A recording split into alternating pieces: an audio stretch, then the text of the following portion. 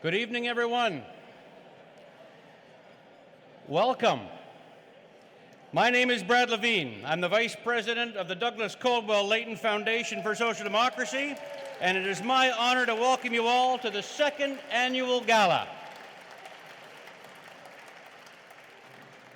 Now, when we last gathered just over 1 year ago, we shared with you our ambitious agenda to dramatically grow the Foundation's level in engagement.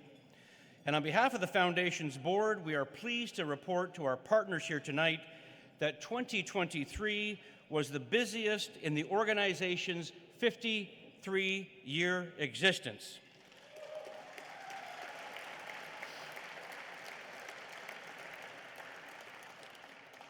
We launched a comprehensive nationwide lecture series. In March, we held the Blakey Knowles Woodsworth Lecture at the University of Winnipeg that explored the role of faith and social gospel in politics. Also in March, we held the Jack Layton Lecture at McGill University in Montreal, focusing on economic issues, the cost of living, and inflation. In September, we held the Alexa McDonough Lecture at Mount St. Vincent University in Halifax with Peggy Nash as a keynote, which focused on women's equality. And in October, we held the inaugural Dave Barrett Lecture at the University of Victoria, the first ever event in the Foundation's history in the province of British Columbia, featuring John Horgan and Carol James, which focused on innovation in government. Also in October, we held the Davis Lewis Lecture at the University of Toronto with Marshall Gans, discussing the connection between labor and social democracy.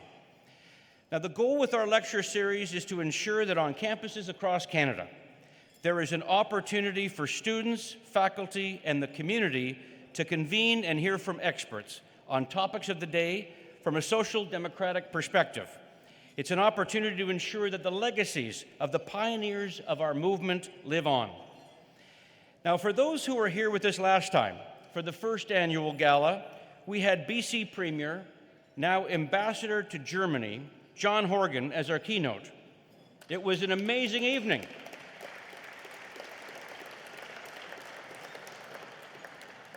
And you may be wondering, for those that came last time, how are we going to try and top that tonight? Well, we're going to give it a go. As we've shared last time, there are 3 pillars that have been built to promote social democracy in Canada, and each of them will be here on display tonight. As we know, in order for social democracy to thrive, we must do at least 3 things. We must educate, we must train and organize, and we must elect representatives to form government and pass laws. Today,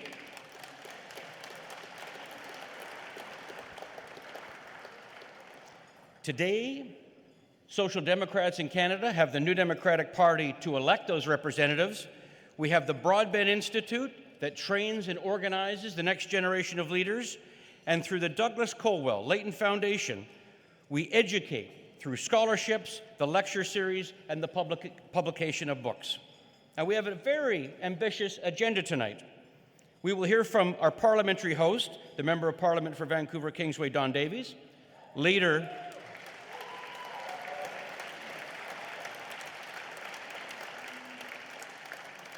of the New Democratic Party of Canada, Jagmeet Singh,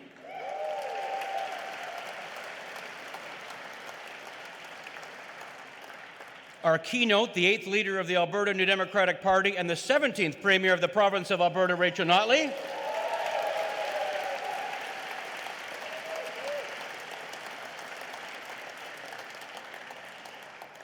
and in our special segment to honor Ed Broadbent, we'll have video tributes tonight from BC Premier David Eby, Manitoba Premier Wab Kinew, former Manitoba Premier Gary Doer, Saskatchewan NDP Leader Carla Beck, Ontario NDP Leader Marit Stiles, and 2 close friends of Ed's from the trade union movement, former CUPE National President Paul Moist and former National Director for Canada of the United Steelworkers Ken Newman. And we'll round out our tribute to Ed with a specially convened panel of those who knew and worked with Ed closely, Rick Smith, Brian Topp, and Emily Taman. So I hope you're in for a good night, because man, I think, well, Horgan was good. I think this could rival. We could do just as good. Now, and as it's becoming a tradition at these events, our keynote, Rachel Notley, will be making a special announcement a little bit later on. But to get us started, I want you to please welcome Verna McGregor of the Algonquin Culture Institute for our land acknowledgement. Oh, thank you, Brad. Miigwech. Merci. Bonjour tout le monde. Hello, everybody. Kwe kakina. Pimad sajik. I like it tonight. I was telling my grandson that I have to do an event. And I come here and I sent him a picture. I said, see, look, I said, it's a big cafeteria, really fancy, with good food. Not like your cafeteria, no. I'd like to welcome you to our traditional unceded lands, and I'm Verna McGregor, and I'm from the Kitagon-Zibi Anishinaabeg First Nation, which is 120 kilometers north of here, and I'm filling in for Claudette Commanda. So I'll try to sound like her tonight. Good evening, everybody! No, that's it. No, it's good. For us as Algonquin, we're known as the Mamaninawag, which means really the Algonquin of the northeast part of Turtle Island. And we were known for the birch bark canoe. We still are known for the birch bark canoe. And we would meet here in the summer and talk about what's going on the land. And why? Because Ottawa is so special. It's that confluence of the rivers coming together from the four directions. And we'd meet here and I'd say, my clan on my mother's side is Fox, and my clan on my father's side is Thunderbird. And the clan system was based on the watershed, and it was a system of land management. So we find it interesting too as well. It's similar to this medicine wheel.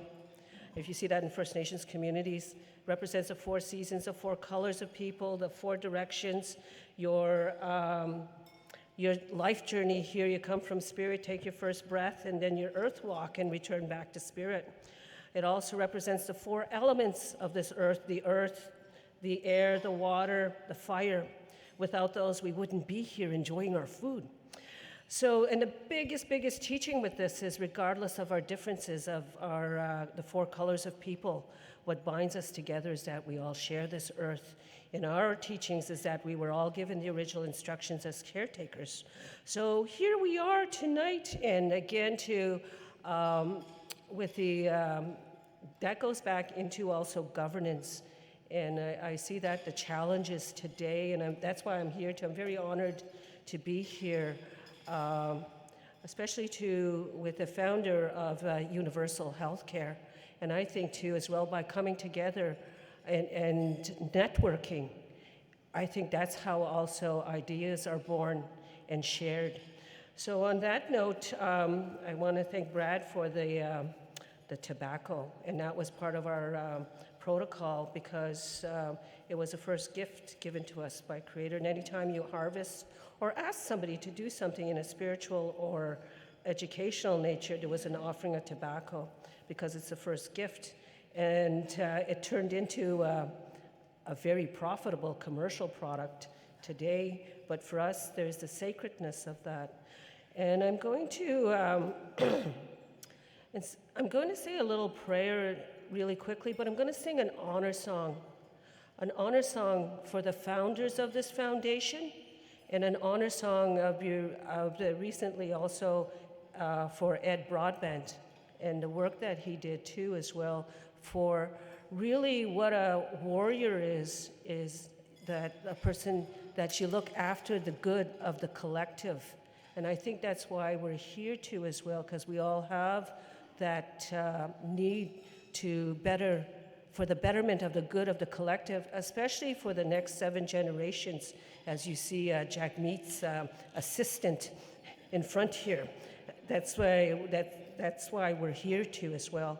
So I'm going to ask the ancestors to come and be with us, all your grandmothers, all the grandfathers, and your ancestors, including the ones we're honoring tonight, and the founders. So the second part you could join in. I'll see if the cafeteria, we have some good singers, and please don't choke on the salad. But so it goes like this. So the first part I will sing, and the second part you can join in. So it goes like this. Pindegegnen med sjomsedan, pindegegnen goknestan, pindegegnen chino and dog, ya hey, ya hey, ya hey, ya ho. Now here's the part where you can join in. It goes like this. Ya hey, ya hey, ya hey, ya ho, ya hey, ya hey, ya hey, ya ho, ya hey, ya hey, ya hey, ya ho, ya hey, ya hey, ya hey, ya ho. There's a second part. Nizagi agnin mishomsenan, nizagi agnin guknesnan, nizagi agnin jino and dog, ya hey, ya hey, ya hey, ya ho.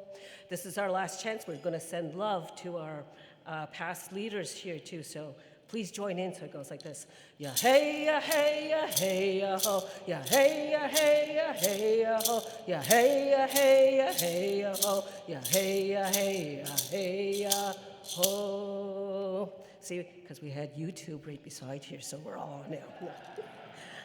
No, really, if you were in a lodge too, it would start with an honor song or a welcoming song. And sometimes too, our songs are our prayers. And I wish you a good evening. And unfortunately, I have to head out because my grandson will be calling soon. And I turned off my phone, but I know.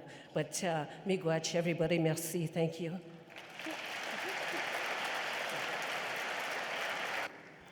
Thank you, Verna. Our next guest was first elected in 2008. He was re-elected in 2011, 2015, 2019, and 2021. He is the longest-serving Member of Parliament for Vancouver Kingsway and the first ever MP to win the riding 4 times. In the 42nd Parliament between 2015 and 2019, Don Davies introduced more private members' legislation than any other MP in Canada, including a bill to fulfill a long-standing goal of Tommy Douglas, that is the establishment of universal pharmacare.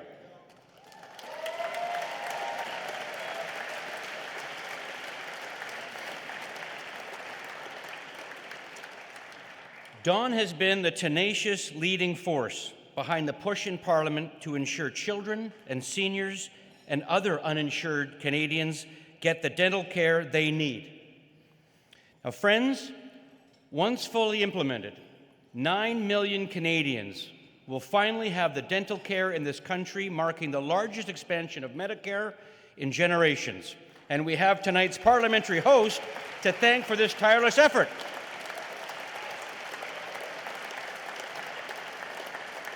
So, friends, please join me in welcoming the Member of Parliament for Vancouver Kingsway, an alumnus of the University of Alberta and a friend of the Foundation, Don Davies.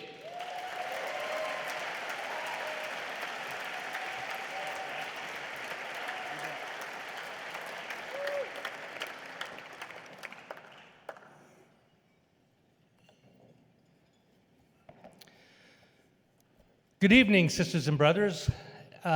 Thank you, Sister McGregor, for that warm and generous welcome, and welcome everybody to the cafeteria. It was an honor and a privilege for me to sponsor this event tonight. We really didn't do too much more than book the room, but we'll take all the accolades that you choose to throw our way. I want to thank the organizers of this important event, what is now becoming an annual gala, for your inspiring work and for bringing us together at this momentous time. We assemble in our nation's capital to celebrate the achievements of our movement and to honor the great Canadians who came before us, who saw beyond the horizon of their years, who believed that it was both possible and our responsibility to build a fairer, more compassionate, and equal society for all. People like Tommy Douglas, Major James Coldwell, J.S. Woodworth, Jack Layton, and I hope I may add our dear friend, mentor, and former leader Ed Broadbent are not only among the namesakes of this illustrious organization, but pillars of Canada who showed us that better is always possible and who demonstrated it by deed through their life's work. As NDP health critic, I feel particularly grateful for their examples, and I am reminded daily that I stand on the shoulders of giants. These icons fought to ensure that healthcare is a right of citizenship in this country, not a commodity.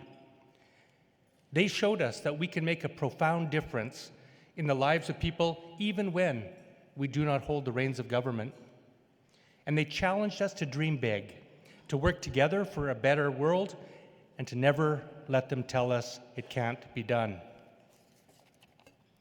I remember vividly Jack Layton telling us that the most important job of MPs is to make Parliament work for Canadians. Further, he said that a good opposition does not only oppose, it proposes. In this minority parliament, I think we are honoring their legacy. By working across the aisle to secure a confidence and supply agreement with the Liberal Party, New Democrats have achieved significant breakthroughs and progress in some 27 different progressive policy areas.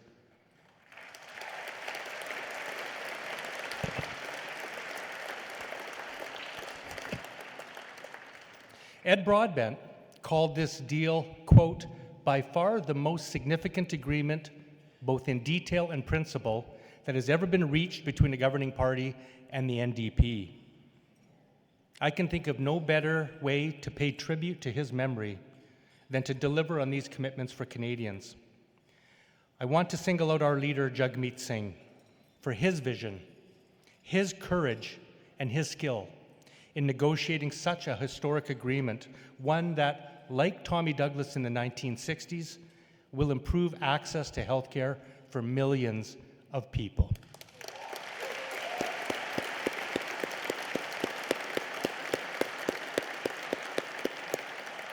Tonight, I'd like to give you an overview of the policy, politics, and program underpinning the new Canadian Dental Care Plan. I will also touch on our efforts towards securing public pharmacare and outline our vision for the future of healthcare in Canada.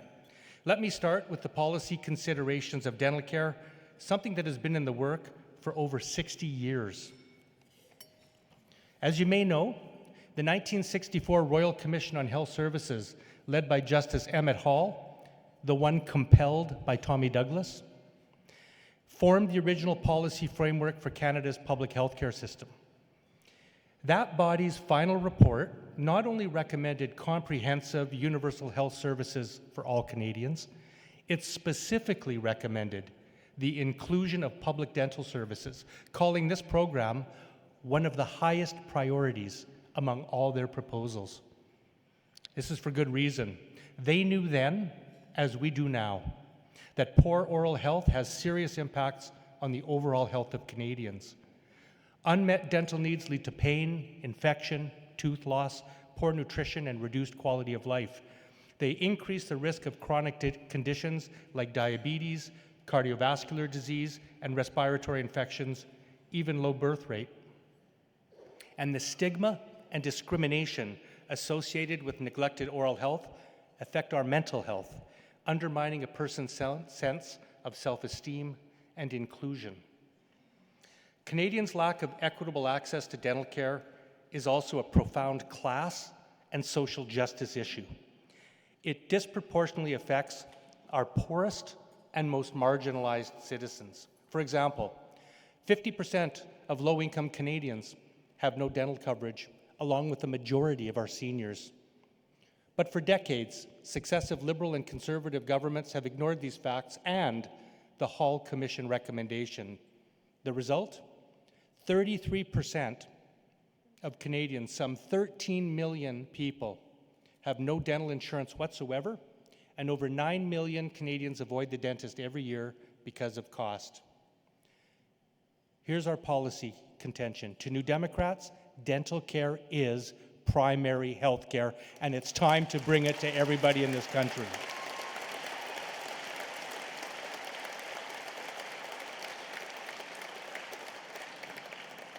Now, it's simply a fact that the NDP, I'll turn to the politics now.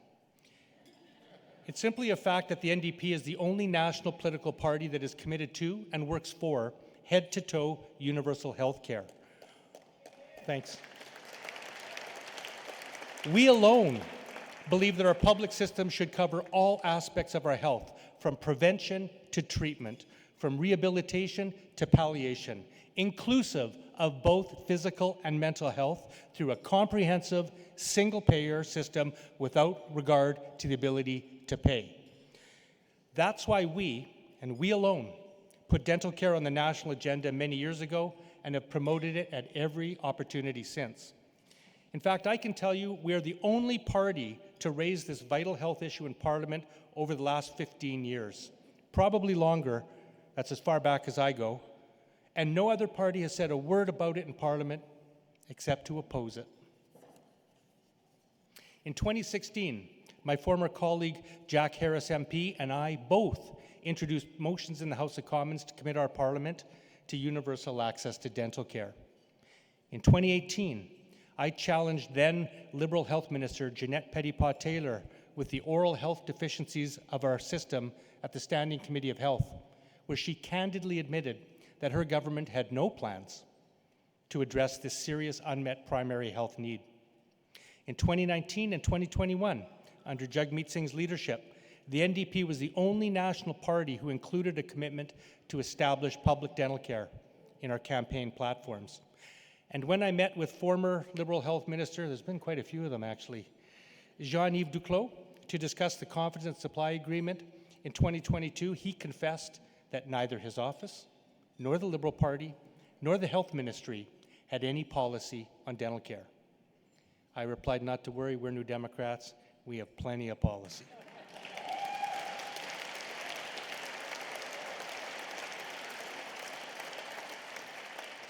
So make no mistake, dental care was not a joint priority.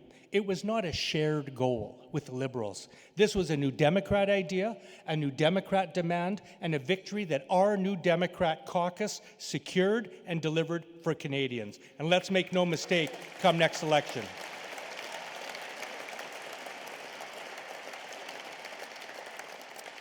Now, of course, we did not do this without allies and great support from progressive Canadians and stakeholders. I want to underscore the vital role that many civil society advocates, from unions to seniors groups to oral health professionals, played in achieving this result. Of the many who contributed, I would like tonight to recognize 4 key people whose counsel and support without which we would not have achieved our success. Dr. Brandon Doucette, the crusading leader of the Coalition for Dental Care, Dr. Peter Cooney, a dental scholar of the highest order, Undina Love, the formidable head of the Dental Hygienists of Canada, and Joan Rush, who has made dental care for those with disabilities something that no policymaker can ignore.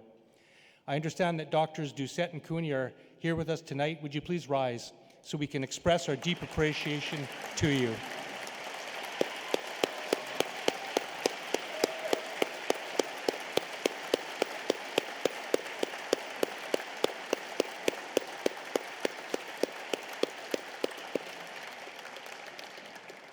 Thanks to Dr. Cooney, I know far more about cavities and oral health than I ever thought I needed to, and I think I could be a dental assistant if necessary. We politicians are always good to have a couple of spare tools at our disposal. You never know what happens next election. My friends, the Canadian Dental Care Plan is a significant step towards universal public dental care. It will benefit, as Brad said, 9 million Canadians who currently have no dental coverage and who have a household income below $90,000 a year. This means the most economically challenged Canadians will be able to go to the dentist and access the dental care that they both need and they deserve. I'd like you all to close your eyes for just a moment and picture who will qualify for this plan. A senior living in long-term care who can finally get dentures and eat without pain. A single mother who can take her kids to the dentist and prevent cavities and infections. A person living with disabilities who can regain the dignity of a smile. These and others who live with pain and disfigurement are the people our dental care program will support. These are the people that we are fighting for.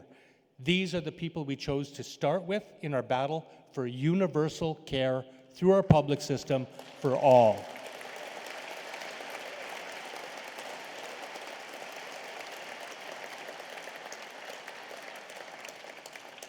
Now, I hasten to add that this is not the program we would bring in if we were in power.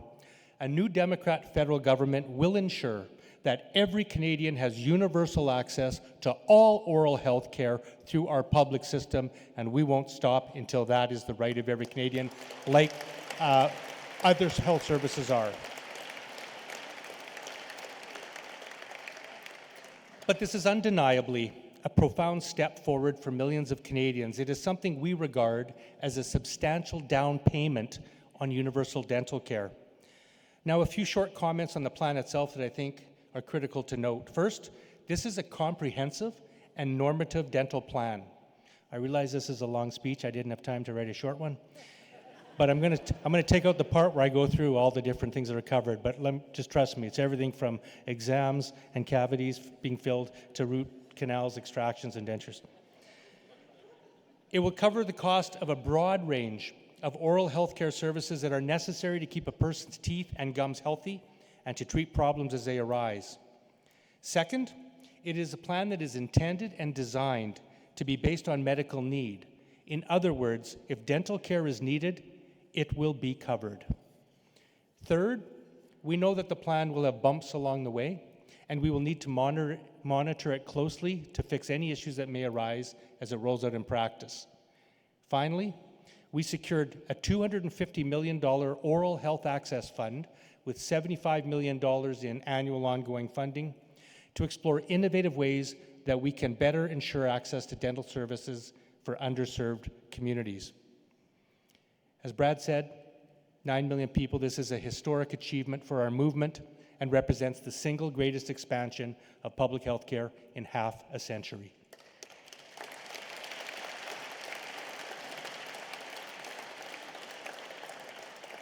Now, of course, the Conservatives have opposed this urgently needed program at every step.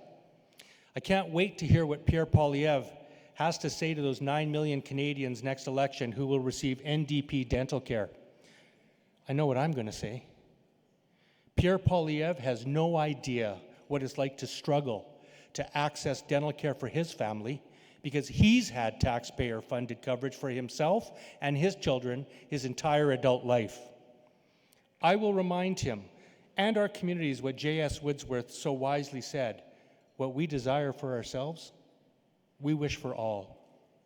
And I'm going to tell him to go ahead and eat an apple, Pierre. Because of the NDP, millions of Canadians will also be able to do so.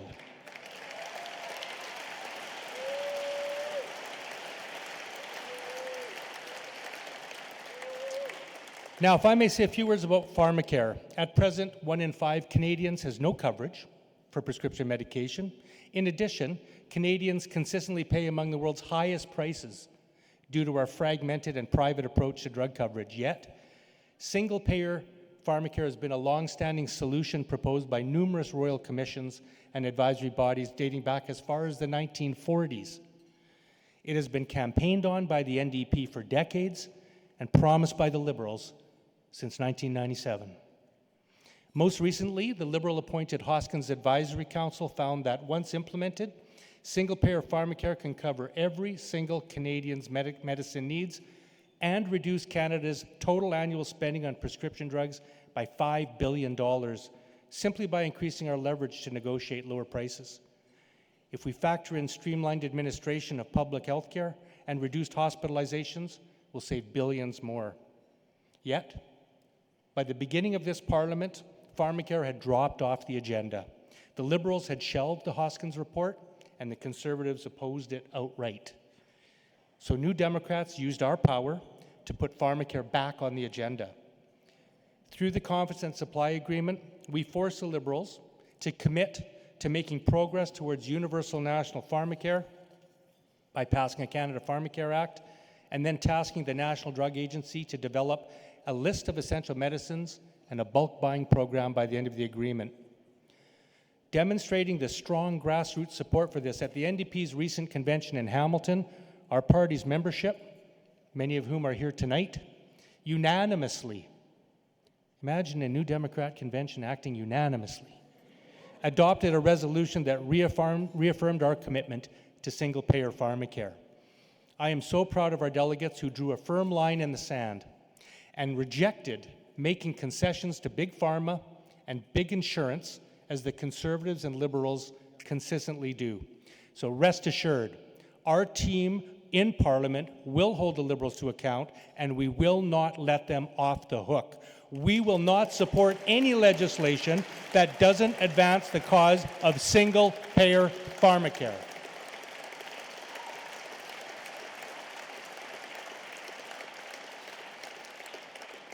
Because we understand the cost. Every year of delay means millions of Canadians are unable to fill their prescriptions. Many will see their conditions get worse, and some will even die from preventable causes. We are resolute in this position because public delivery of healthcare is the fairest, most efficient, and cost-effective way to deliver health services, and it is policy malpractice not to do it. The reality is that pharmacare is long overdue. It will improve health outcomes, reduce hospitalizations, and prevent deaths. It will boost the economy, put money back in people's pockets, and increase productivity. Now finally, friends, looking to the future, New Democrats believe that we must continue to strengthen and expand our public healthcare system. The COVID-19 pandemic exposed long-standing issues in our healthcare system that developed due to decades of federal underfunding. Conservative premiers have and are now exploiting this crisis to pursue their privatization agenda. This must change.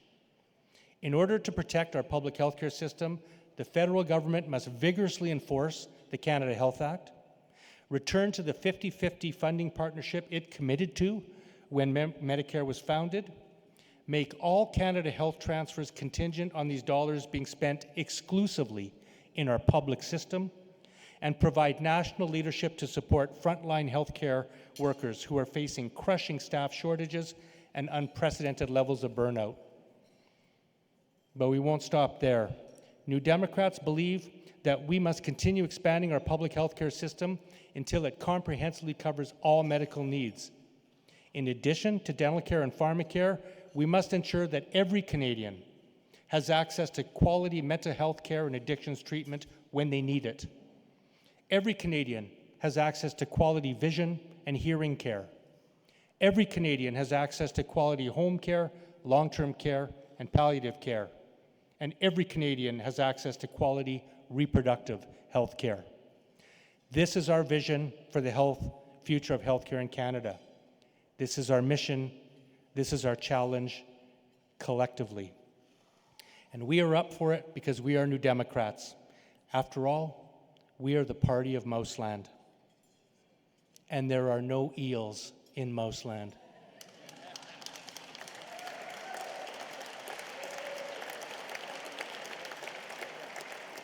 You knew I had to say it. And finally, friends, because as Broadbent reminded us, in the 21st century, the rebuilding of social democracy must be our task.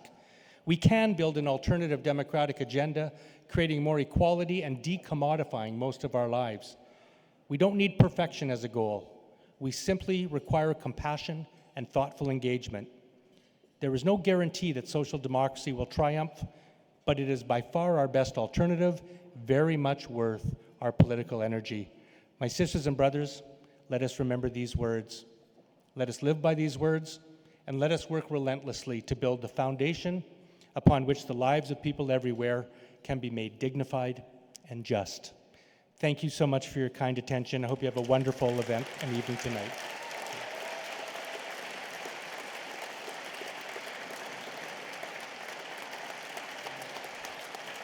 Well done. Thank you. Thank you, Don. Now, to help fuel our ambitious plans, the Foundation relies on support from individuals, the private sector, and indeed the trade union movement. Our next guest is the president of one of the Foundation's most reliable union partners, the Professional Institute of the Public Service of Canada. Jennifer Carr was elected president in January 2021, has been active in her union for over 20 years. Please join me in welcoming the president of the Professional Institute of the Public Service of Canada, Jennifer Carr.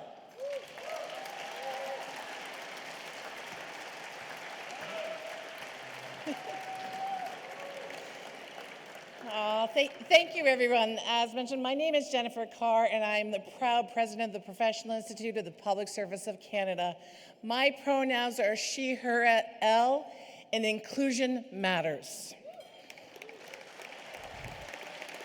For those who don't know, the Professional Institute is the union that represents over 75,000 public service professionals in the federal public service and some provincial jurisdictions across Canada. We represent the people who deliver services to Canadians in key areas such as the information technology systems that keep the government afloat, healthcare to marginalized communities, including remote and northern Indigenous communities, as well as those in prisons and our Canadian forces. We represent the tax auditors that bring in the money that support the social services and many, many more critical professional areas. We are a proud supporter of the Foundation, an organization that promotes and shares core labor values of fairness, equality, and service to others. On a sadder note, I'm sure you were upset as I was to hear the passing of Ed Broadbent just a few days ago. If you watched the coverage of his funeral this past Sunday, it was wonderful to see a truly and respectful national figure and see his popularity cut across geographical and political lines. He was a true incarnation of Canadian labor values. His passing is a great loss, not only for the labor movement, but for all Canadians across the country.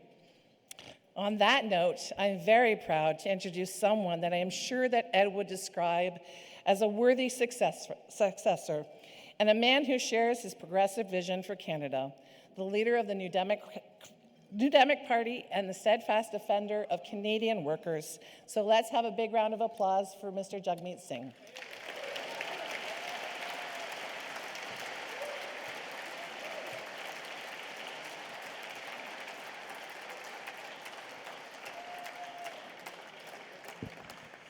Thank you very much for that, Jennifer.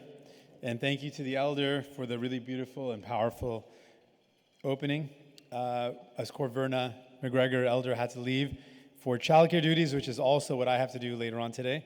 I got one kiddo with me, but I have another kiddo that I got to tap in for my wife, so please excuse me if I do slip out. While the land was already acknowledged, I always think it's important to take a moment to reflect on what that means for us all.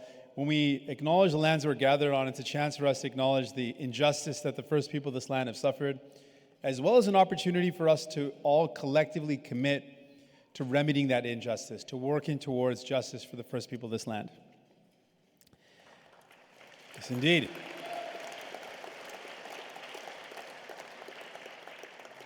If you'll allow me a moment, I also have to acknowledge a number of dignitaries in the room today. Of course, we have the PIP's president, which we just heard from, Jennifer Carr.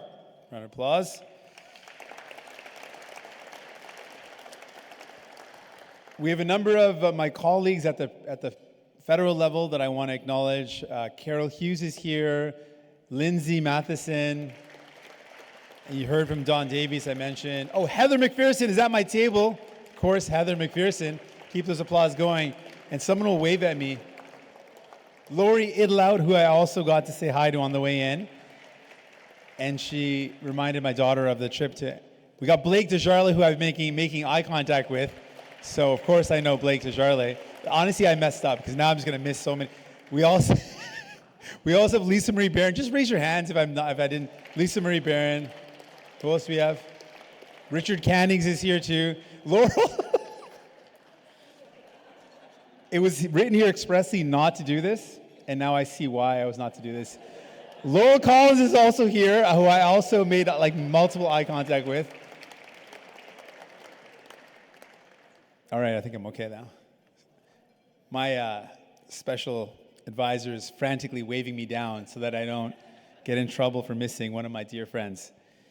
I also want to acknowledge there's various other elected officials in this room, labor leaders in this room, and I think if you'll give me a moment, I can also acknowledge a significant New Democrat from another province who showed us what you get when you have a New Democrat premier, broke history, made history, broke records, made history, built an incredible movement in Alberta, and fought hard for working people like all New Democrats do. Rachel Notley is here, of course.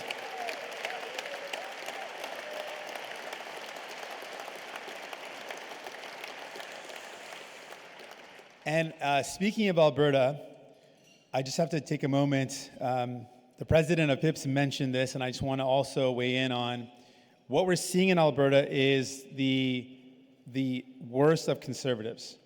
Conservatives in Alberta, Blake will tell you this, Heather will tell you this, Rachel will tell you this. We got a province that is reeling with conservative cuts to healthcare, to education, to they're seeing the impacts of privatization of the electricity grid. People are struggling with real issues. And what the premier is spending time doing is attacking vulnerable people. That is a shame. And I gotta say, I give so much credit to Rachel and her team for fighting back and being the voice and courage for justice, equity, and inclusion. Thank you for the work you're doing.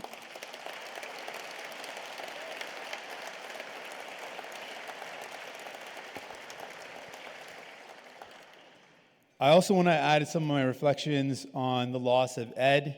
Ed was a giant, was someone we all know in lots of different ways, someone that inspired New Democrats, but Canadians. He was known as Honest Ed for a reason. He was someone with that authenticity, that real, he was a kid that grew up in Oshawa, steel town worker, or auto worker, I should say, auto town, and had that working class grit and fought hard for working class people. I can just tell you on a personal note, he was also a dear friend and a mentor to me. And if you could just imagine the picture of, in his 80s, Ed and a young leader like myself hanging out together, we'd go out to lunch together and people wouldn't really understand how we knew each other when they would take a quick glance. But Ed spent a lot of time mentoring me, supporting me, and it just shows a generosity of spirit. He had already done his time, served his country in such a significant way. For him to give back in his later years, starting an institute, writing a book, and mentoring a young leader is a testament to the kind of person he is. It was a big loss, but he would want us to celebrate his legacy, to continue to fight for people, to fight for justice, to fight for a more equitable future, and let's continue to do that in his honor.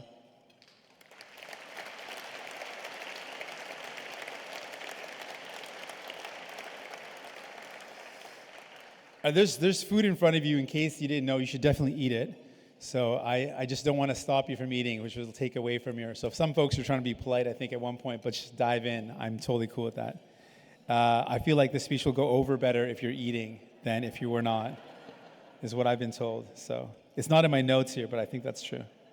Okay, I'm just gonna. I know there's lots of speakers, so I got a lot of material here. It looks like, but I'm not gonna do all this material. Sorry to somebody who wrote all this because it's really good stuff, but I'm gonna do some other stuff.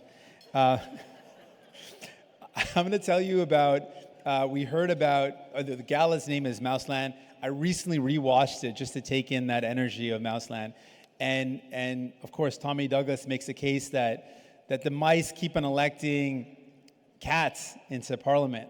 They elected a black cat and they get really angry, they get really upset, and they go out and elect a white cat instead. And like, oh, we're so upset, and they elect a black cat instead. And he was making a good analogy to the democracy of Canada, of what goes on.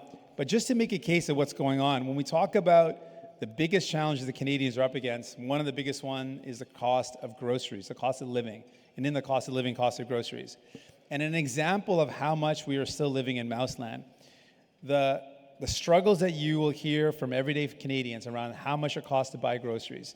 You'll hear how tough it is to go in and try to buy the things you would normally buy and you just can't do it. And then you pick up an item that's too expensive, you put it back. You can't buy those special treats for your family. At the same time, the owners of those corporate grocery stores are making more profit than they've ever made before. Literally record profits. So much so, there is so much greed that recently you must have heard that Galen Weston decided that the food that they were going to throw away anyways, they're literally going to throw this food in the dumpster. And the sheer greed of what I'm about to say, there was a 50% discount on that food they're going to throw away. And a lot of folks actually relied on that as a way to get some food that they wouldn't otherwise be able to afford. They wait for those discounts. Imagine seniors on fixed income. Imagine young students that are struggling and trying to get by. This is, for a lot of people, that was the way they got food. The sheer greed of Galen Weston is not enough to make money off them. He dropped that discount, that half off. He dropped that discount to squeeze even more pennies out of people. That's the greed we're up against.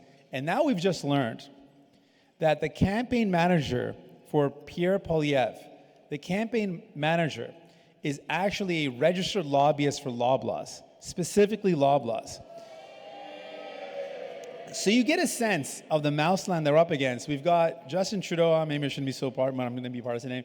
You got Justin Trudeau, who's clearly not taking on corporate greed. You got Pierre Poilievre, whose campaign manager literally is a registered lobbyist for Loblaws. Neither of them are ever going to take on corporate greed. When Canadians are asked what is the number one reason you believe that your food prices are so high, despite all the other reasons that are out there that give them lots of options, Canadians resoundingly said it's corporate greed. We are the only party that has the courage to call it out, to take them on, to bring in laws that will bring down the price of groceries by limiting the power of those rich CEOs and giving back power to the mice.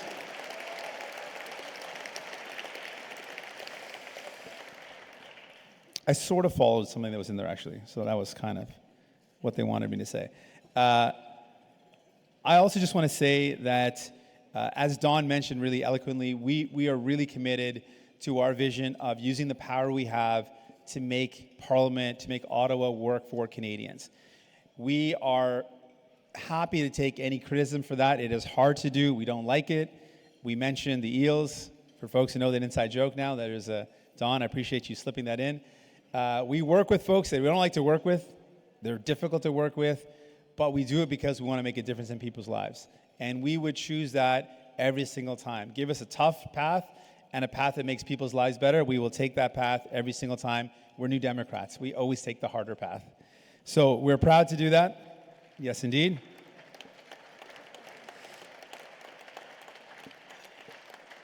I'll just list a couple more things that we've been able to achieve just so you know, just to make sure you know it's worth it. Not only are we getting dental care, we also were able to double the GST tax rebate. So close to 11 million Canadians got almost $500 extra twice. So $1,000 basically for some Canadians. Over 11 million Canadians over 2 years. Yep.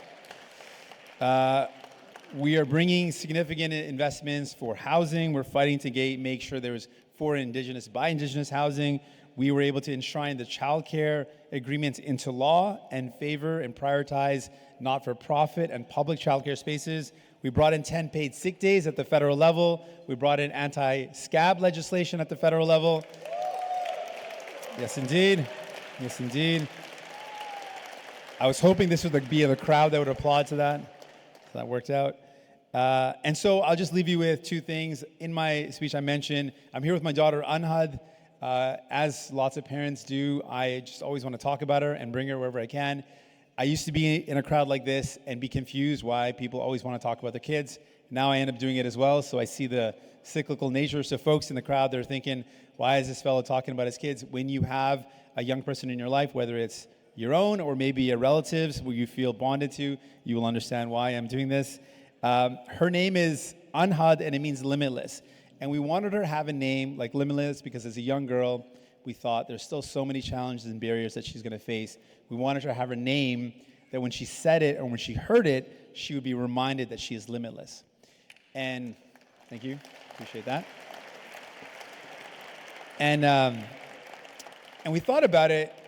It's not just that we want her to be able to live a limitless future as a young girl. We want all kids to live a limitless future. And then we thought about it some more. We want all people to live a limitless future, a future not limited because you're worried about being able to afford your groceries, or limited because you don't know if you're going to be able to find a home to call your own, not limited because you're worried about the environment and whether you can breathe the air, not limited because you don't know if you can actually access healthcare, not limited because you're not recognized for who you are and your identity. So really that is what motivates us, building that limitless future.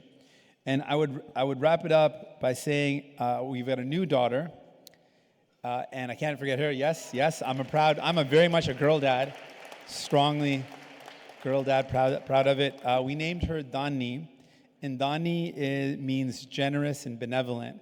And we thought of her as a gift to us. We wanted to give her a name that values how important she is in our life. But I end on this notion of generosity, because in a time as difficult as the one we're in right now, when we see a lot of folks trying to divide us, a lot of cats trying to distract us and ignore the real problems in front of us, and a lot of folks punching down.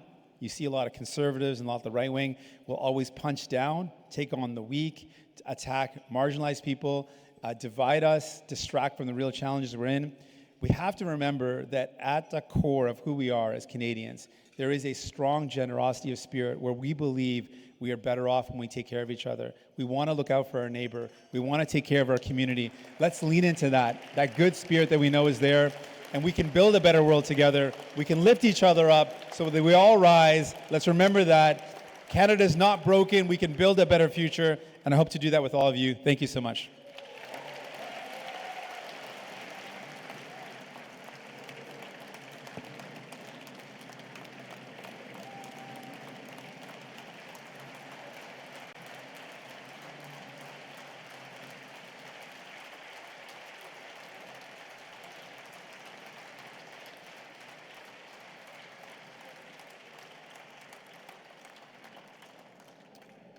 Thank you, Jagmeet. All right. How's everyone enjoying all that Alberta beef? Or Alberta vegetables, if you had the veggie option. All right. Our next guest, we're plowing right through. Bars open till 10. We're plowing right through. Our next guest is a tireless member of Parliament for Edmonton Strathcona. Heather McPherson, first elected in 2019, where she was the only non-conservative elected in the province of Alberta.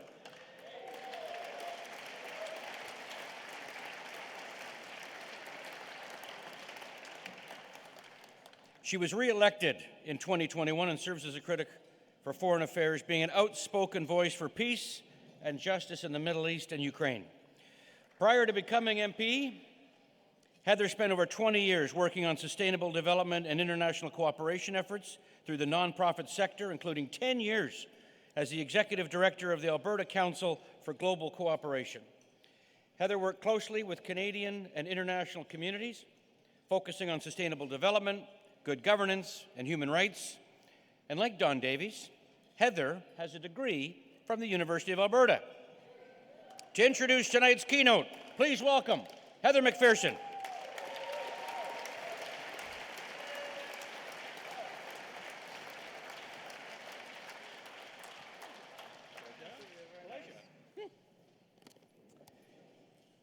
What a great looking room. This is really fun to be here, and I can't tell you how absolutely delighted that I am to be able to be here to introduce really one of the most important women in politics in Canadian history.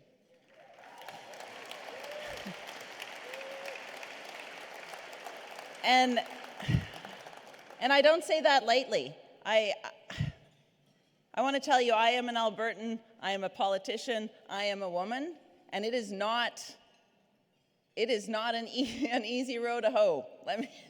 Let me make that very clear. Rachel is and has been an inspiration for so many Albertans and so many Canadians. Her boundless energy, her commitment to advancing social issues and social justice has been and will continue to have a profound effect on Albertans and on Canadians. And let me tell you, she is the consummate Albertan. She's eating her beef, as we are all obligated to do as Albertans. It's a legal thing. She is some of this I've heard from stories, just so you're all clear, but she is a horse-riding, drink you under the table, kick your ass all day and then wake up early and go for a run kind of Albertan.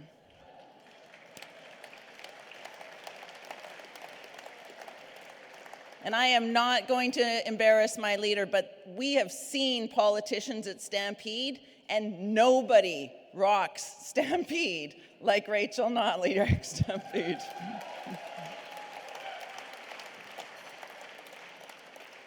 I'm heartbroken that she's stepping away because, you know, she fights for Alberta, but she also fights for Canadians, and she fights for the Alberta and the Canada that all of us want.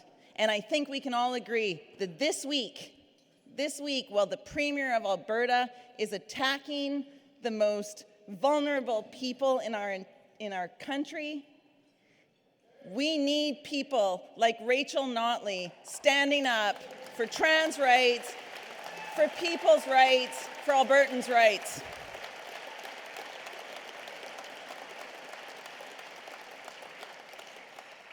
You know,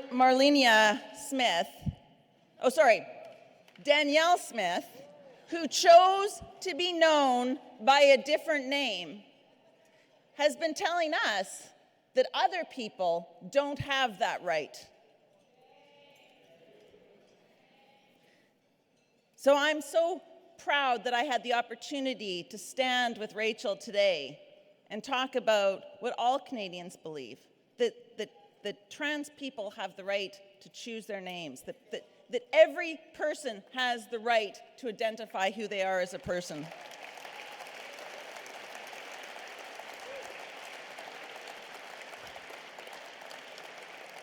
Now, I want to tell you, there was a room, we went through the run of show, and we have all these politicians, and so the organizers, great job everybody, the organizers were basically saying, could you all keep it short? And I was laughing because politicians, it's not what we do.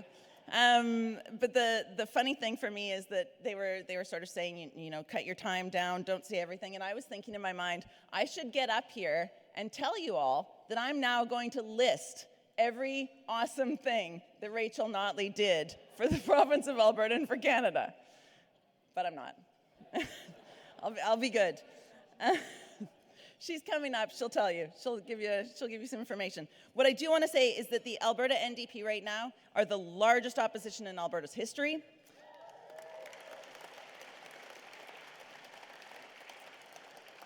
That the NDP increased our vote in Alberta 6 times. Like 6-fold is the number that we increased our vote. And we call that in Alberta the Notley effect. That's how that's called now. Rachel Notley led the first government in my life that I voted for.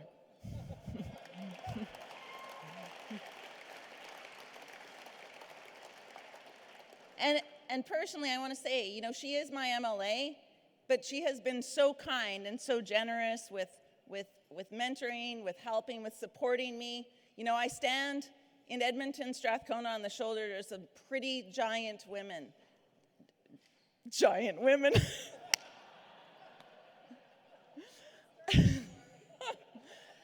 Some very, very, great women.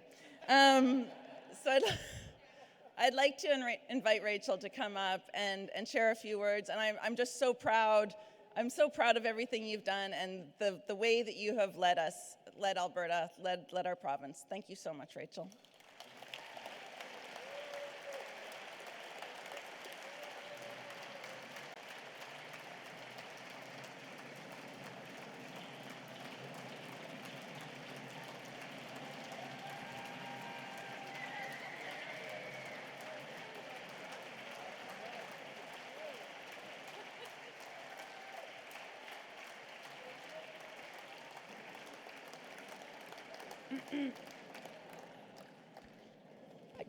Excuse me while I just push up the mic here.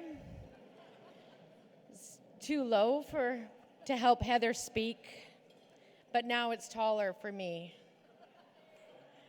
Took you no time to get to the short jokes. It's very funny, very good. Thank you so much, and good evening, everybody. Thank you so much for being here. I'm so pleased to be with you all here in Ottawa, which we acknowledge as the traditional and unceded territory of the Algonquin Nation. Their culture, their presence have nurtured and continue to nurture this land. So I want to thank you all so much for that wonderful warm welcome. And it is truly for me a tremendous honor to have been asked to speak tonight at the Douglas Coldwell Layton Foundation's 2024 Mouseland Gala.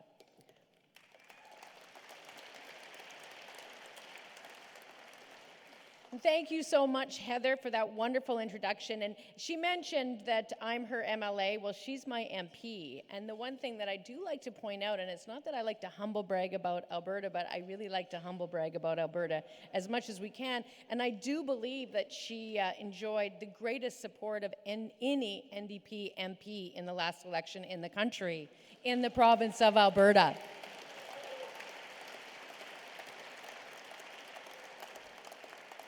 So, you know, she's kind of a big deal. I just want you to know that. So, and thank you, Brad, for agreeing to host and to MC tonight, and for also accelerating this opportunity so I wasn't able to get another glass of wine. Excellent, excellent work. Thank you. So, you know, when I was invited to speak, I told Brad, you know, okay, but this first one, just the first one, is free. And after that, the price goes up. Step 2 in my post-political career is to hopefully start earning Obama speaking rates. Now, I will say tonight is a bit of a free trial period as I commence the scramble up the mountain towards Obama-level gravitas. But I am working on it, and so I come in front of you today, before you, with my first pair of metaphorical hiking socks in hand.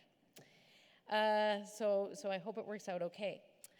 On the topic of speakers, I would love to give a huge round of applause, and I'd love for you to join me in thanking Verna and Jennifer and Dawn, and of course our leader Jagmeet, for their incredible inspirational words tonight.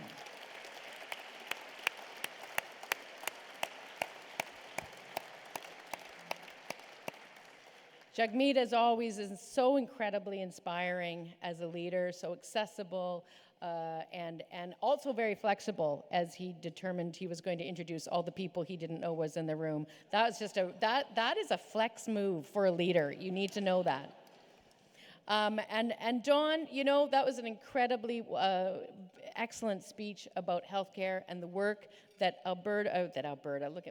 Canada's NDP is doing to build healthcare, public healthcare all across this country, continuing that work, and thank you so much. And it's that level of knowledge and commitment to how we make this happen, which is why we're so good at building things for Canadians year after year after year. Thank you so much, Dawn, for those words.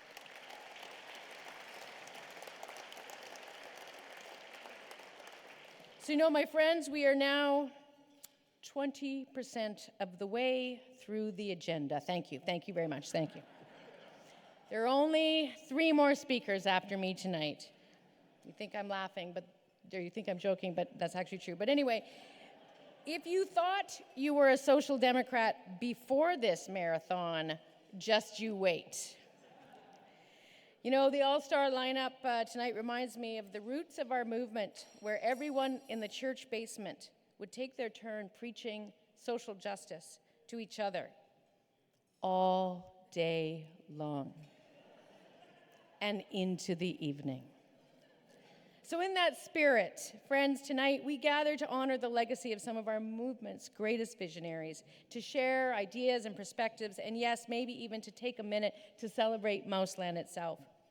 You know, back home in Alberta, we have an event that we call Read-In Week, where, if done correctly, MLAs get to preach partisan politics to grade 6 social students in their riding while reading a book of their choice. Needless to say, Mouseland is my favorite book to read to grade 6 students during those visits. And I do it, I'll admit, because it has the added benefit of triggering the United Conservatives on Twitter, which is one of my other favorite activities. But more than that, it is truly one of the best ways to share the whole idea of what we call social democracy with some of our youngest citizens. And I knew that in doing that, I was making progress when I would ask the class, does anyone here know who the cats are in this story? And they would put their hands up at the same time and enthusiastically yell, Stephen Harper, Danielle Smith, Donald Trump. Yes, my work in Edmonton Strathcona was done.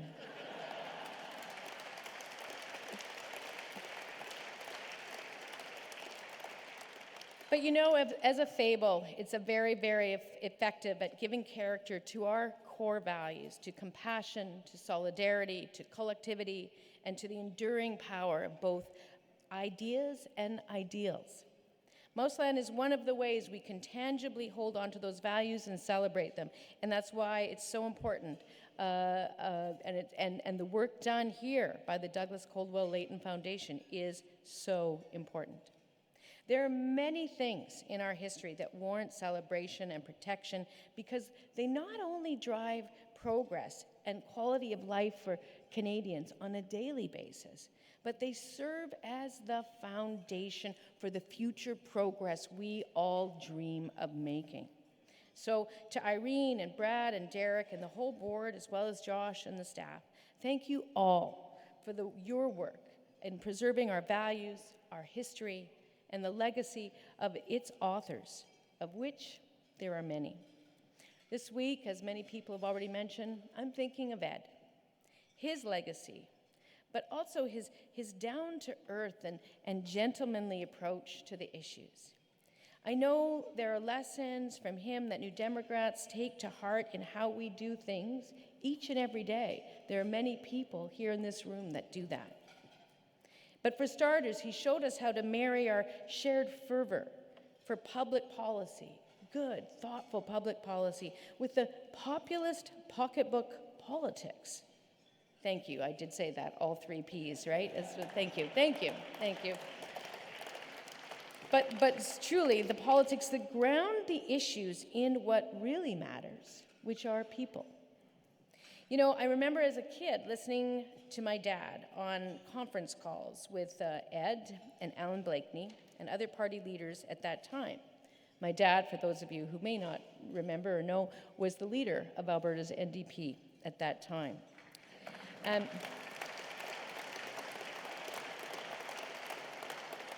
It was round 2 of the 80s energy dispute with Ottawa, and my dad was honestly closer to the Peter Lougheed position on Alberta's right to oil revenue than Ed would have preferred, because Ed was, not surprisingly, advocating a more nationalist approach at that time.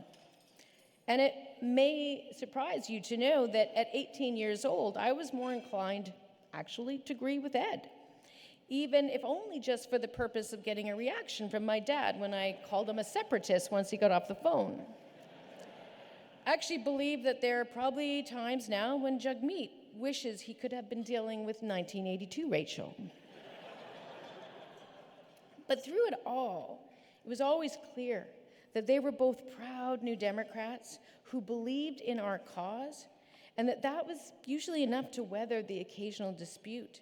My dad never spoke about their differences, only the things that he shared and that he admired: integrity, duty, determination, concern for what happens to regular folks all across this country, and of course, yes, donors lists.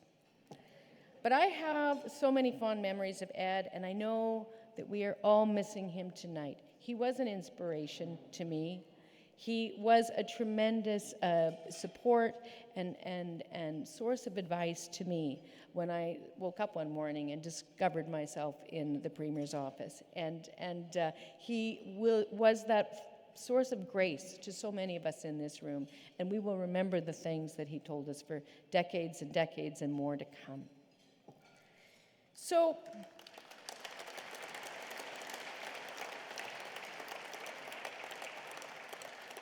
my point is this: social democracy in Canada has its own legacy. And even in those times when we disagree, we are forging this legacy together. And my friends, the building blocks of that legacy are very strong.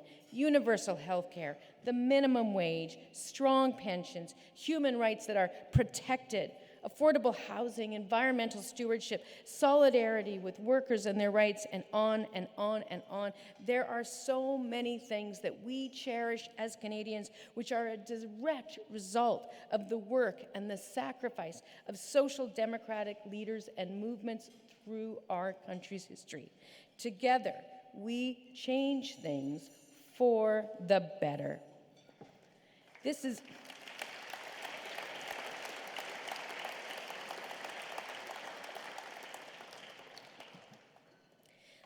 been a little bit of my experience, and so tonight I want to talk just a bit about what it looks like in Alberta, what social democracy in Alberta looks like, and I suppose some of the things that some folks might call my quote-unquote legacy.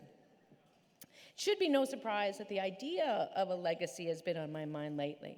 For those of you who haven't heard, earlier this month I announced that after just about 10 years, I will be stepping down as leader of Alberta's NDP. Thank you, that's great. Thank you, it's lovely. I'm not gonna lie, the announcement was a bit emotional, reflecting on a decade of hard work, of great people, and so many accomplishments that we were able to secure together as a group in Alberta. Looking back for a bit on my personal political journey, I wish I could say I experienced some big come-to-Jesus moment when I discovered social democracy, but really, the fact is I was raised in it. My mom, Sandy, was what others might call an extreme left activist, or at least that's what my dad called her. And my dad, well, he actually restarted the CCF Campus Club at the University of Alberta in 1958, when the average age of the party's membership was 60. Very young, I just want to say, but nonetheless, it didn't seem like that at the time, and he was 19 years old. So I wanted to say, in speaking a bit about the University of Alberta, because of our family's history, because also I too got a degree at the University of Alberta, yeah, great university. So I am so grateful to learn and to be able to announce tonight that this foundation has established an undergrad scholarship at the University of Alberta in our family's name. Thank you all so much.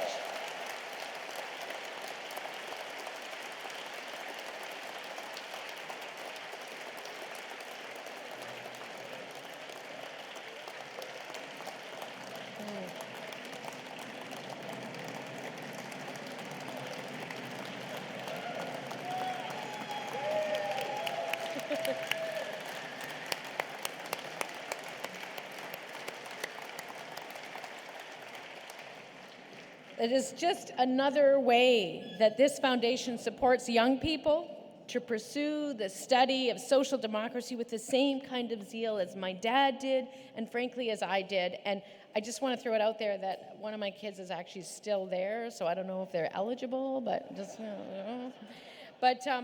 But no, it is truly a tremendous honor to have this kind of scholarship established. It's so amazing, and so I just want you all to accept the biggest thank you and such a tremendous amount of gratitude from a whole Notley family for this honor.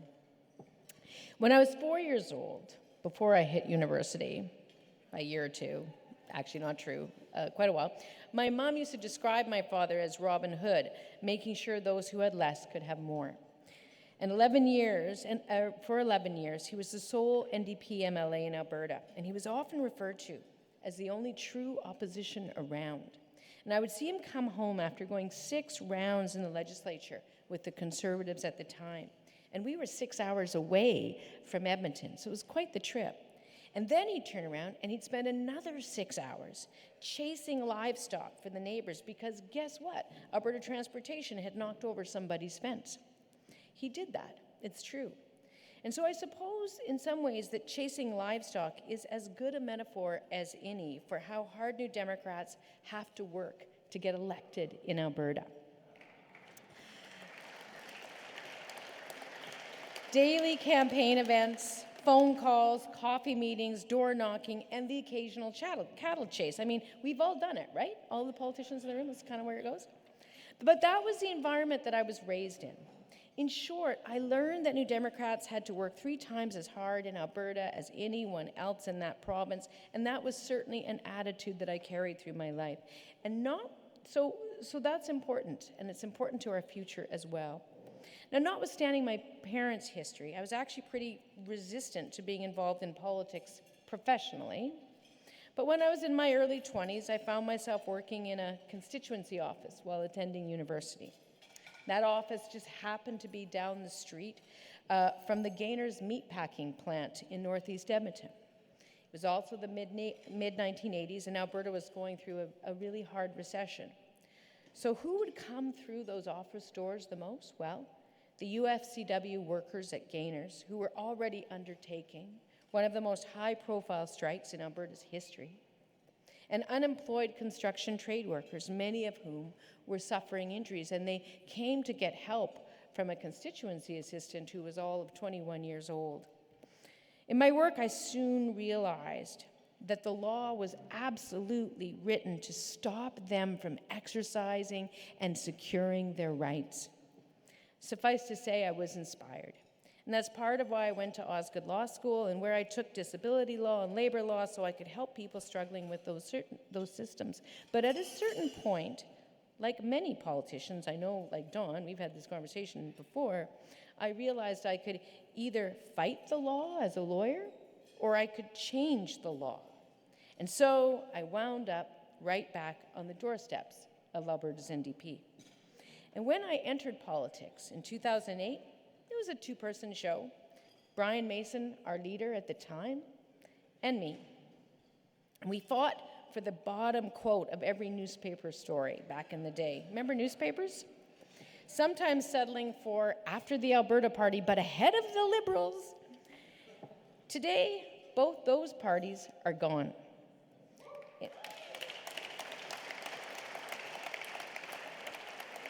In Alberta, I think the reason so many superficial progressive-ish movements have come and gone while the NDP have always hung around is because we have a strong history, and it involves foundational group of grassroots activists, people who genuinely care for the social good, who are driven, who are passionate, who are diligent, and who are very, very, very patient.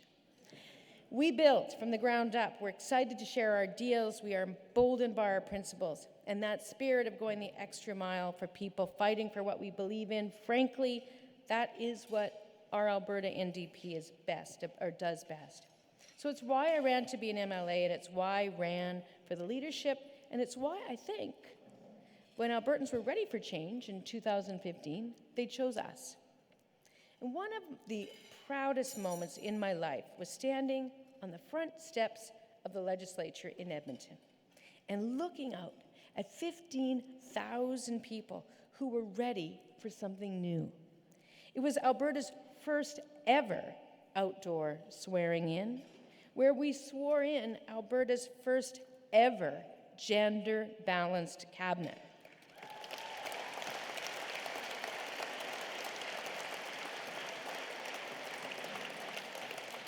So,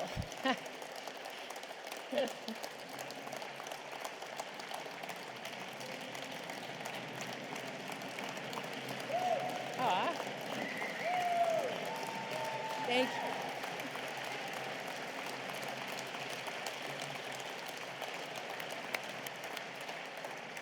Give it up for this front table, folks. They're so awesome. They're great.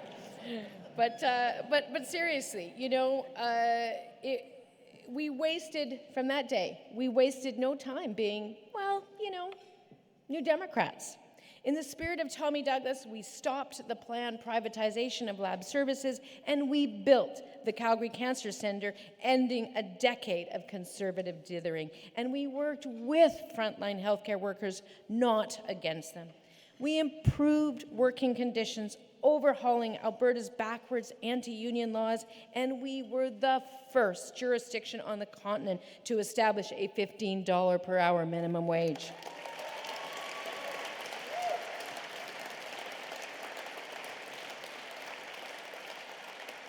We brought in Alberta's first honest-to-goodness climate plan that priced pollution, kick-started our renewable energy economy and phased out coal power, leading not only to an immediate improvement in the health of Albertans, but also one of the biggest drops in Canada's electricity carbon emissions in modern memory.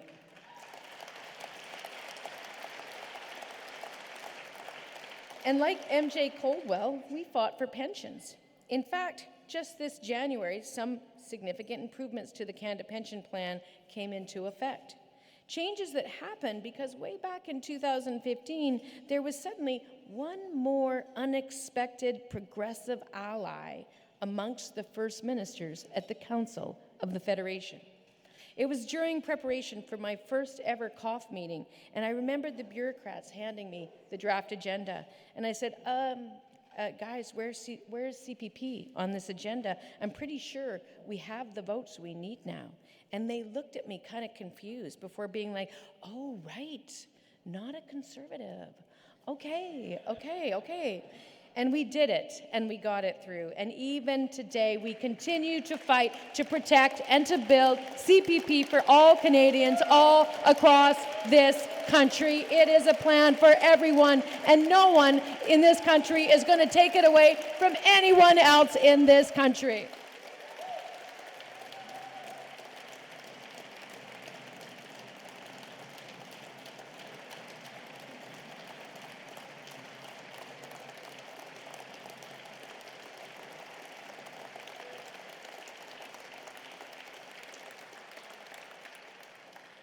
We worked to earn real relationships based on truth and reconciliation. We apologized for the 60s scoop.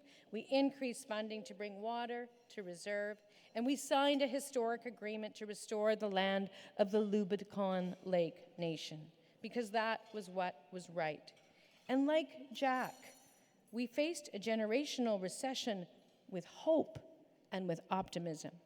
And unlike every other recession Alberta had been through to that point, we chose not to punish regular people for the drop in the price of oil. Instead, we decided to focus on the things that we could control as the government that was there to help people not beat up on them.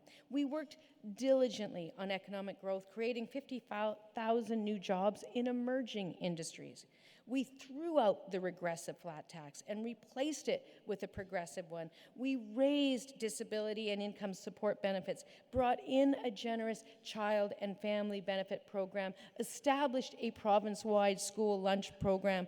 In short, we supported families, and as a result, my friends, we cut child poverty in Alberta in half.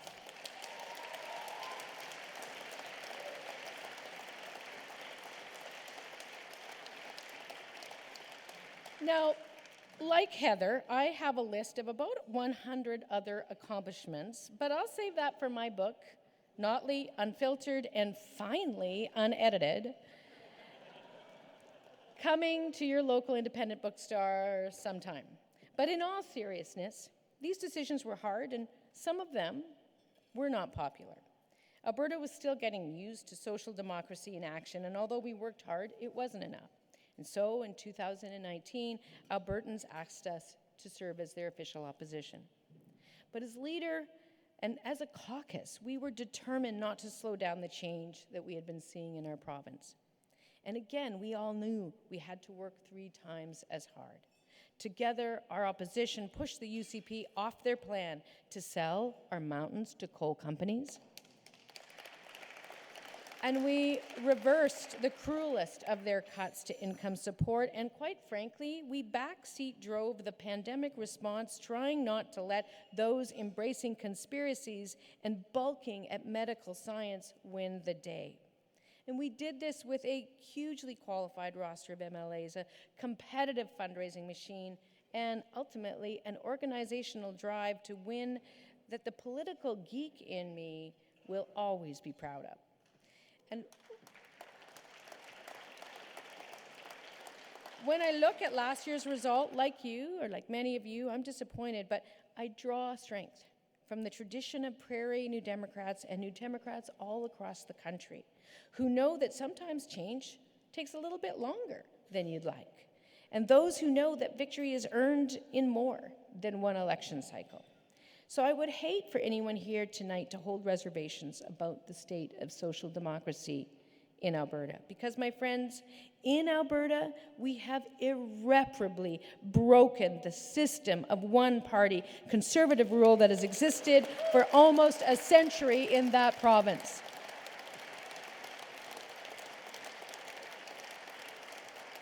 Last year, as Heather noted, Alberta's NDP formed the largest official opposition in Alberta's history. We have 38 MLAs. There's never been an official opposition or any caucus in Alberta that comprises a majority of women, and never, but today, there is. We represent a diverse and a multicultural province. We elected the first Black woman in Alberta's history, the first Arab woman in Alberta's history, the first Two-Spirit MLA in Alberta's history, the first Somali MLA in Alberta's history, and the first First Nations woman in Alberta's history.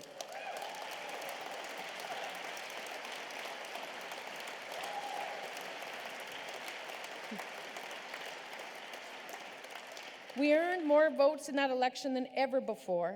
We won every seat in Edmonton, and we earned the majority of the ridings in Calgary. Yes, my friends, the majority of the ridings in Calgary.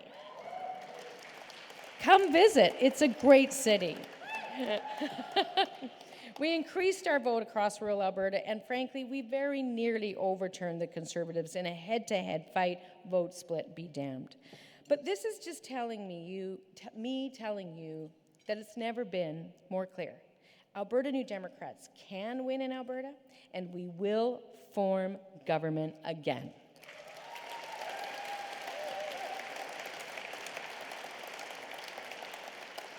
Looking outside of Alberta, I'm also privileged that my time as leader was also spent alongside so many other New Democrats working 3 times as hard. I'm proud to be part of the modern, inclusive approach of NDP leaders like Jagmeet Singh, John Horgan, Wab Kinew, David Eby. And just like my dad and Ed, every once in a while, we weather the occasional spat, but we always come back together and we come out stronger. I've learned so much in my time as a leader in this movement, and while I often hesitate to give advice in forums like this, I want to close by close. You heard it. You heard it here, folks. But don't get too excited about that word. Politicians use it very liberally. Nonetheless, I want to close by talking about the strengths I see in our approach. For social democracy to continue to succeed in Alberta and in Canada, we need to do things to set ourselves apart, some of which, of course, we're already doing. We have to continue to be the vehicle for bold action that solves today's biggest problems: healthcare, housing, climate change, fair economic growth, affordability. At a time when 3 in 4 Canadians who don't own a home believe they will never be able to own a home, and 1 in 4 Canadians can't afford to meet their basic needs, when families lose everything to catastrophic floods or drought or wildfire, when people work 2 or 3 jobs while CEOs get a bigger and bigger bonus, it is clear that the work of social democracy and those of us who believe in it is not done.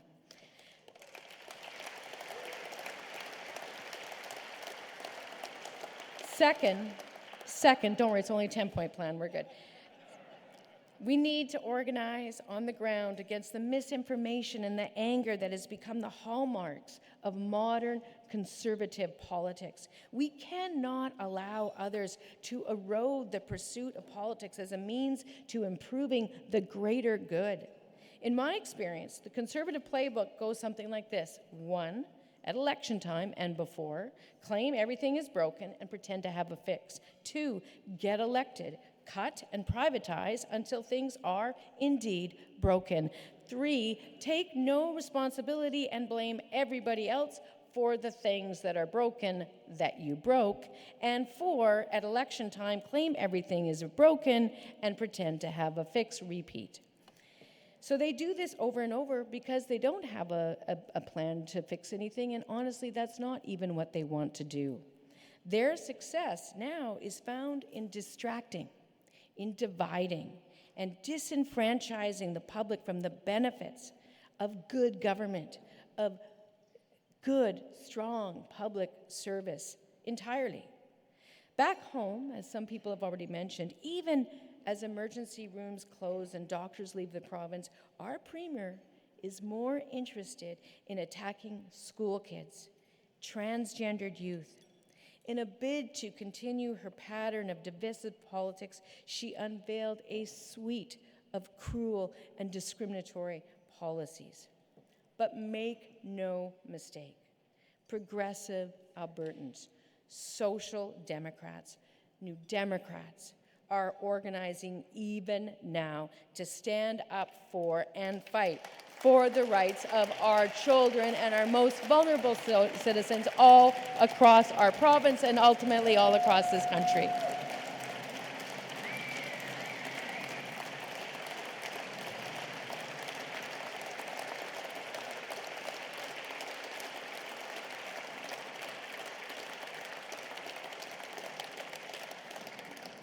We also, my friends, need to persevere and move forward by recalling the legacies that created our movement and holding on to the values that built them. And this is important. Every New Democrat knows the sting of a tough loss, but we don't overcome those feelings by making off-the-cuff, superficial decisions. It's why, back in Alberta, when someone tells me that our path to victory involves rebranding and giving up those 3 letters, NDP, or, worse yet, they propose severing those ties that bind us across the provinces and across the country, I'll be honest, I get my back up and I say no. Because for me,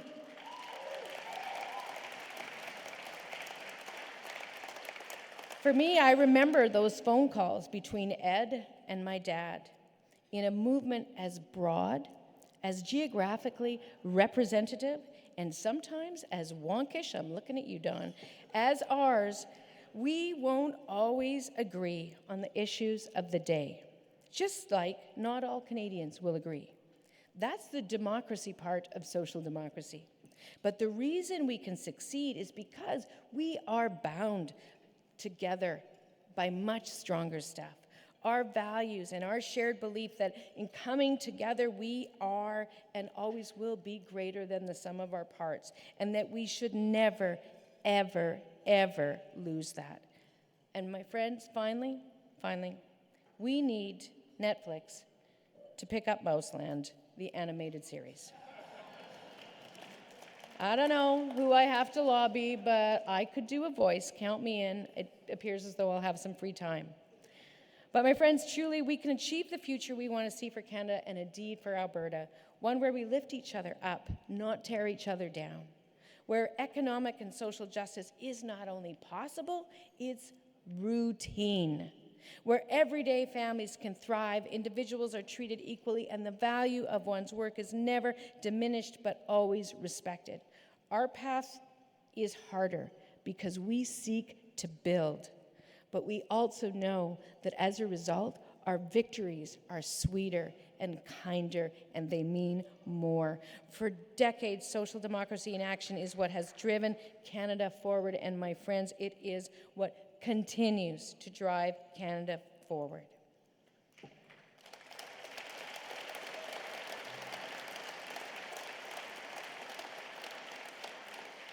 So folks, I am truly now going to wrap it up, and you will be pleased to know that we are now officially 38% of the way through tonight's agenda. So let me just say this from the bottom of my heart. I am so proud to have played one small part in Canada's story of social democracy. I'm so thankful that I had the support of so many in this room in bringing change to Alberta, and I do know with absolute certainty that our best days are still ahead of us. Thank you all so much for coming.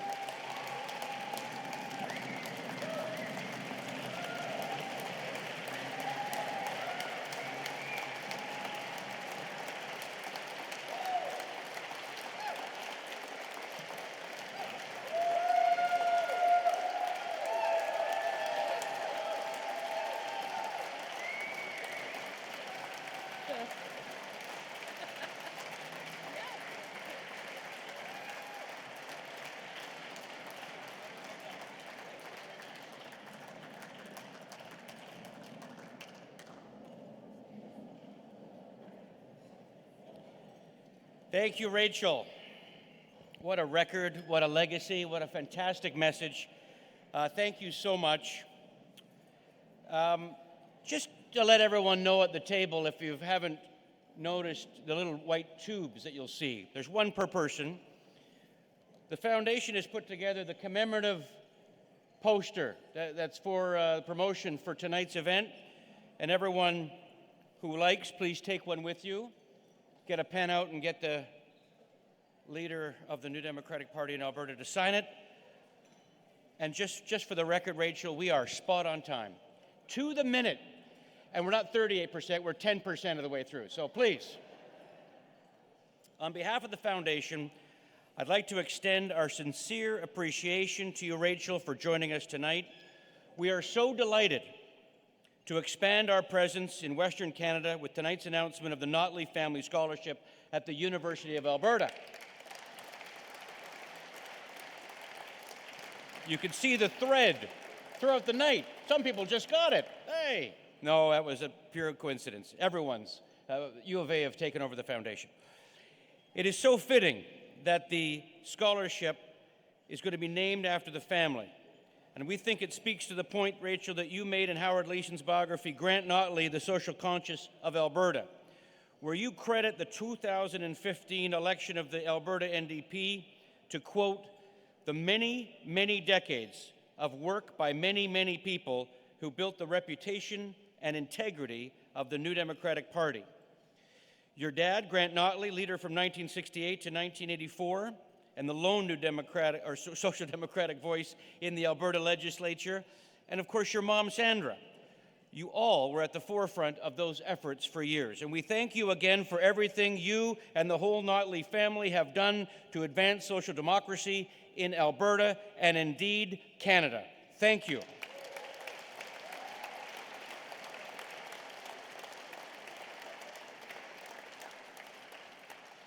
And now, friends, it's time to pay tribute to Ed Broadbent, a giant of the social democratic movement. I draw your attention to the screens.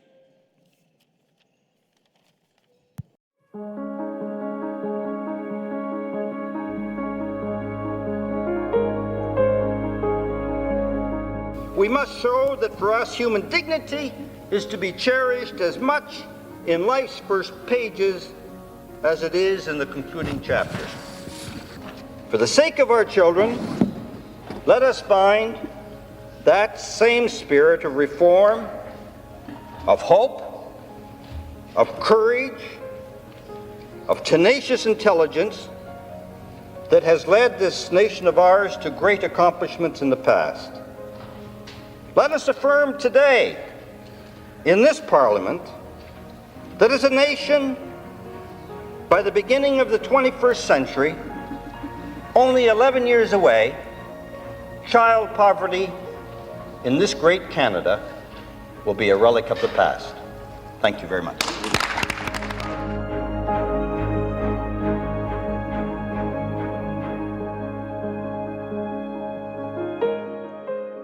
Hello, from the Premier's office in Manitoba.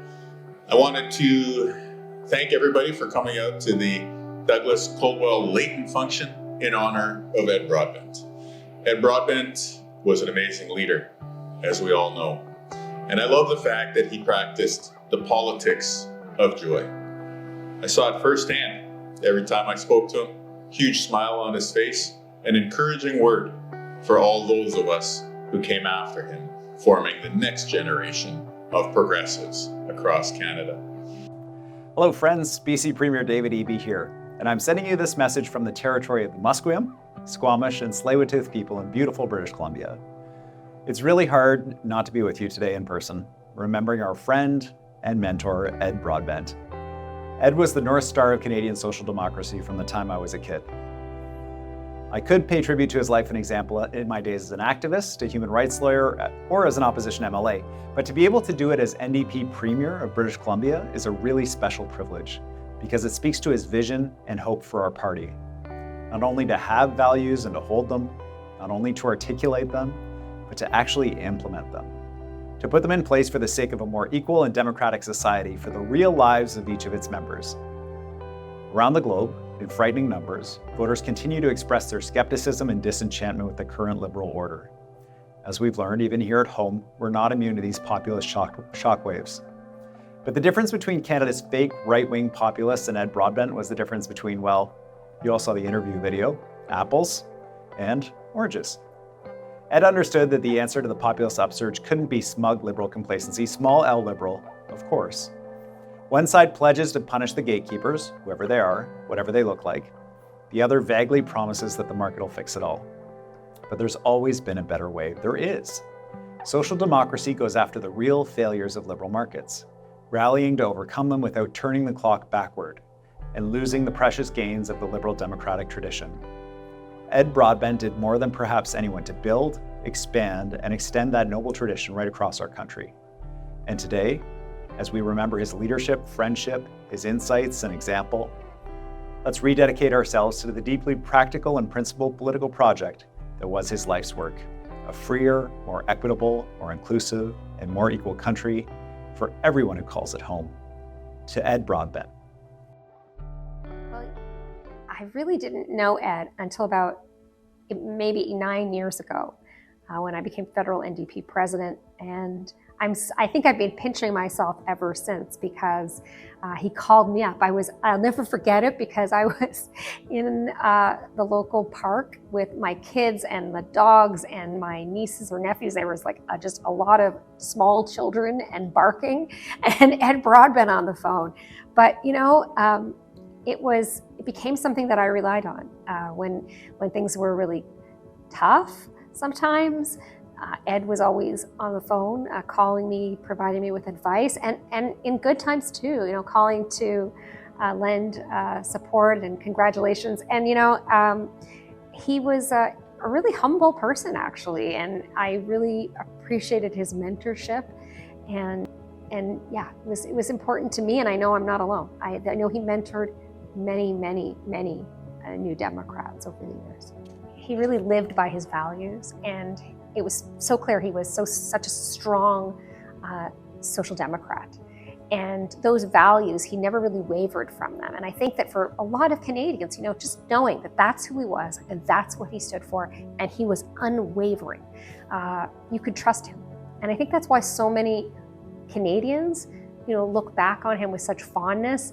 They know who Ed Broadbent was. They know what he stood for.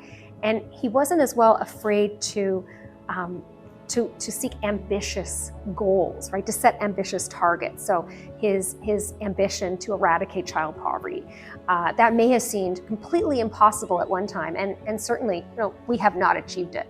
But I always thought like that was bold and so important.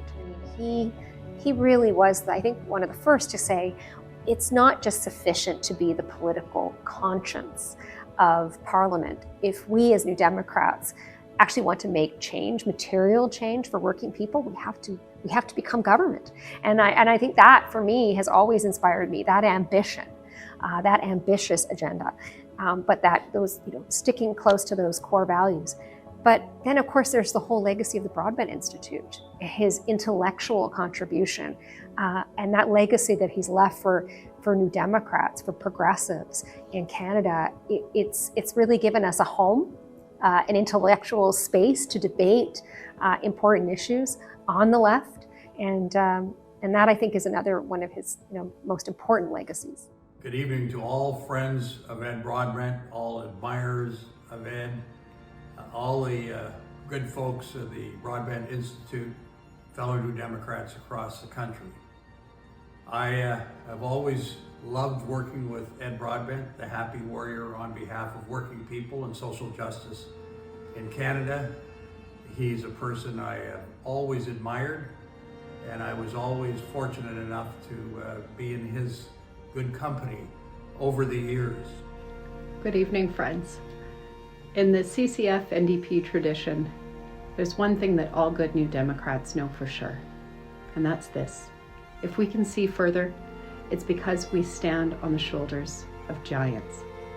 Giants like Tommy Douglas, MJ Coldwell, and Jack Layton, and giants like Ed Broadbent. In 2001, when the federal NDP was going through one of its periodic bouts of soul searching, part of this exercise was a collection of essays answering the question, what's left? And Ed's contribution to these essays started with this: Canada does not need another Liberal Party, nor does it require a party of good to be in permanent opposition, self-declared radicals. It needs a party reinvigorated, a reinvigorated New Democratic Party that is confident about the relevance of social democracy to the well-being of the majority of Canadians. And I think that this statement resonates with the wise counsel that Ed Broadbent provided to so many New Democrats over a lifetime of leadership and service and deep, deep friendship. As New Democrats, we should never lose sight of the fact that our commitment as social democrats are to the values of equality and justice. In Ed Broadbent, CUPE members knew they had a friend, a supporter, and a trusted leader. As our third federal leader, he built on the work of Tommy Douglas and David Lewis, and he firmly established the NDP as a strong social democratic option for all Canadians. In 2003, I relocated to Ottawa to assume CUPE national duties and began meeting regularly with Ed. He was then in retirement, although he wasn't really retired long. As you know, he came back to a session in Parliament. But we would meet at the Elgin Street Diner, his favorite haunt. We'd talk about national issues, global issues, the issues of the day. Invariably, we'd be interrupted once or twice by citizens wanting to say good morning to him or have their picture taken with him, and he always treated these folks with respect. Ed once told me he couldn't imagine a social democratic party in Canada without a direct link with Labour. I replied, I couldn't imagine that the Canadian Labour movement would have made the progress it has made to date without an alignment with our social democratic partners in the NDP. Ed Broadbent brought integrity and vitality to the left and to the social democratic project in Canada. In the over 45 years that I've known and worked with Ed, I can without a doubt say I've never seen him waver for his pursuit for greater equality at home and across the globe. Both as the Director of Western Canada and as the National Director for the Steelworkers Union, I never saw Ed miss an opportunity to defend and promote workers' rights. Whether it was on the picket line or in the House of Commons, Ed always saw the enhancement of workers' rights as a centerpiece of improving the lives of every Canadian, whether they had a union or not. But Ed's constant pursuit of greater equality never stopped at our borders. His leadership at the Socialist International, his path-breaking work at the Centre of Rights and Democracy, and his never-ending support for initiatives like the Steelworkers Humanity Fund are all important parts of the legacy he is leaving us. I'll always remember his last act in the House of Commons before he retired, when he introduced the bill to end child poverty. To argue only for principle is to be narcissistically self-indulgent. To pursue only power is to deny our reason for being. What I am saying in this land of ours at a time when we need progressive change is that these men are profoundly conservative. But as an opposition party, we will continue to do what we have done for the past, which is to fight hard, whether it's on taxes, whether it's on the environment, whether it's concern for jobs, or about some of the implications, as we have described it, of the trade deal, to stand up strongly in opposition to protect the interests of average Canadians wherever they may live. I should threaten, I suppose that's the appropriate word, the leaders and spokespersons for the other parties. I was making careful notes about what you had to say about me. I've written them down, and one of my caucus colleagues who knows how to use these electronic gadgets has sent them off to a printer, and I'm assured that they can be on a leaflet.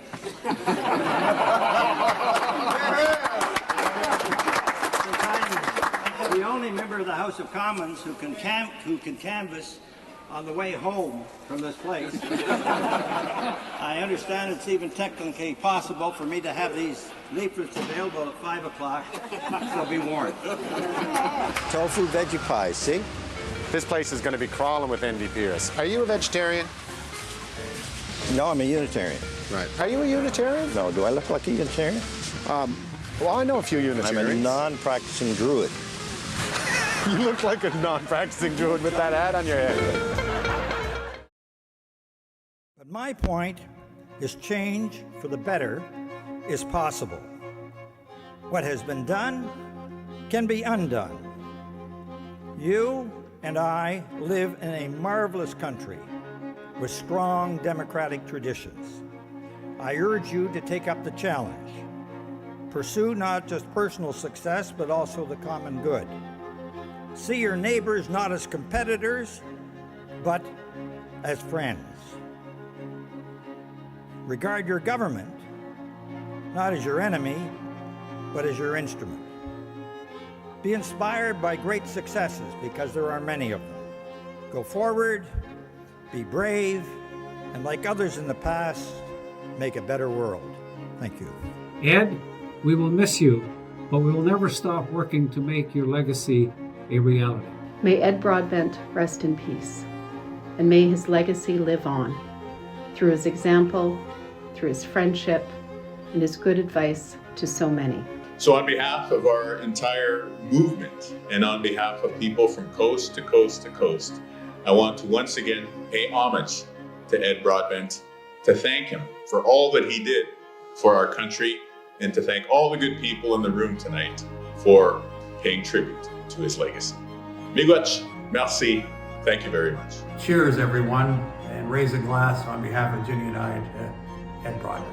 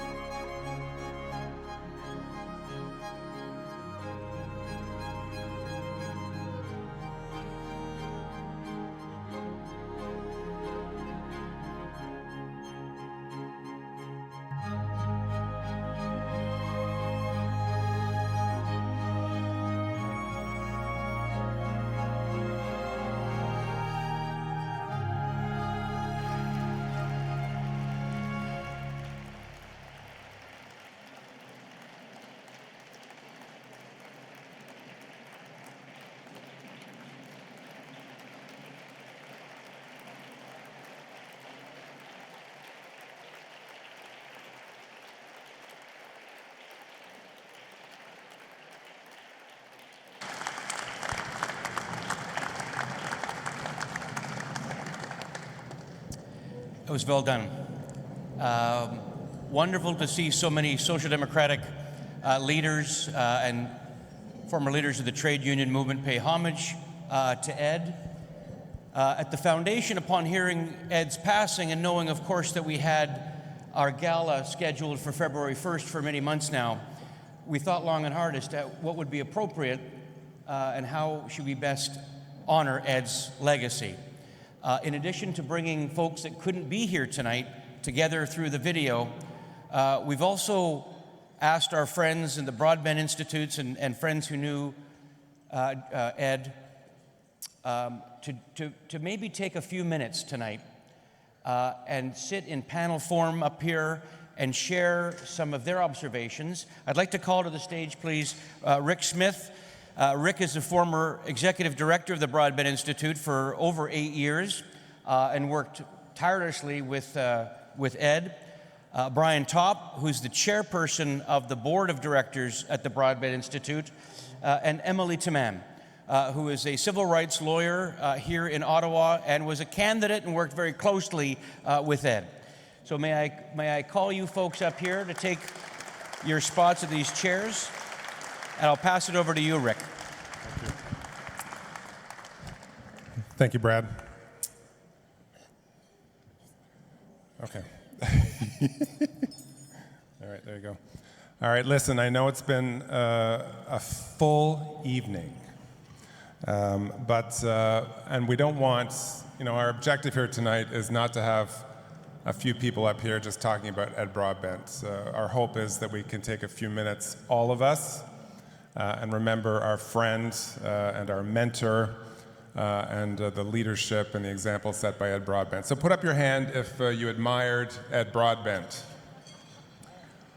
Put up your hand if you were inspired by his 70 years of public service.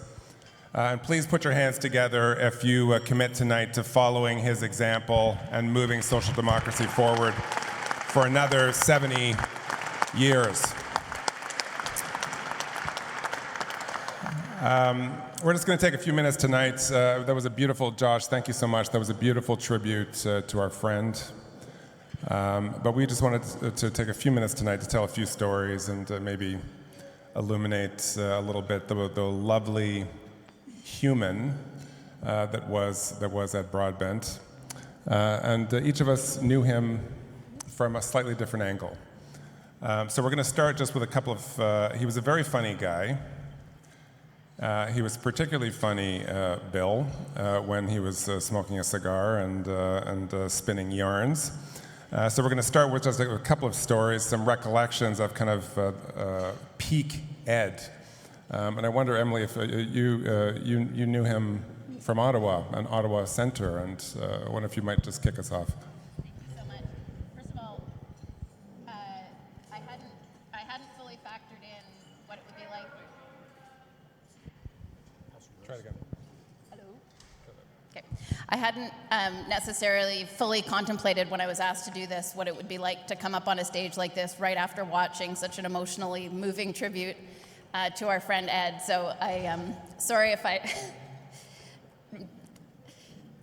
Okay, the first time I met Ed was when I had recently announced I was going to be seeking the nomination for the NDP to run, at that time actually in Ottawa-Vanier. And some of you may know this story already, but I had taken the rather bold move of deciding to run despite having been told by my employer, the federal government, that I was not granted a leave of absence. And I was surprised to see how swiftly the federal government can move to fire a public servant when motivated to do so. And that did in fact transpire. I hadn't yet won the nomination when I found out that I'd lost my job. I wondered whether I had fully thought this entire project through when I had a chance to have coffee with Ed. And it just completely inspired me, really, and motivated me to carry on with what at that time felt like a really ill-fated idea. A lot of people at that time, I didn't have really any experience at all in electoral politics, and so a lot of people were giving me advice about what my leaflets should look like and what my hair should look like. Women in politics. I still haven't really quite achieved that goal, but and Ed just wanted to talk about social democratic values and the principles that really animated his political life, and that was what really, I think, gave me the courage to carry on, because my impression of Ed in that first meeting, which carried through all my interactions with him, was that he was motivated very much by his values. And he had a vision for the country, and I know it's one that all of us here share, that he truly believed to be achievable. And seeing the ways in which he supported so many leaders in our movement, and I was just this, young at that time, totally naive, totally inexperienced person running in a riding that to this day has still only ever been represented by Liberals. And he just was such an important mentor to me. And I hadn't realized, just given that he was kind of a neighbor, how many other candidates and organizers and intellectual leaders and others he supported in those same ways, just with his warmth and generosity of spirit. And I really grew to be so incredibly fond about him, and I cared about him a lot, and I valued our friendship a lot. Thanks so much.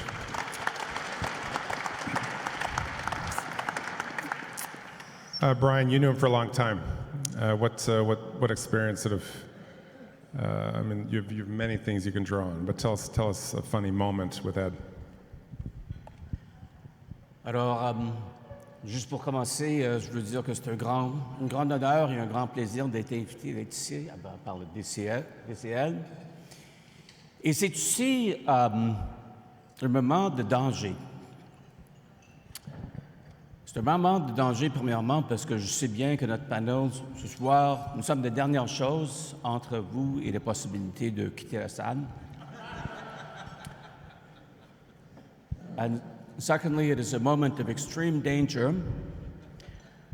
because I've been invited to tell stories about a leader that I have worked with, and another leader that I've worked with is right over there, dangerously close, watching what precedent is being set. So I've been racking my mind about what to say in answer to Rick's question. I'm going to try this, and you'll know whether I pulled it off by whether or not there is any incoming chairs.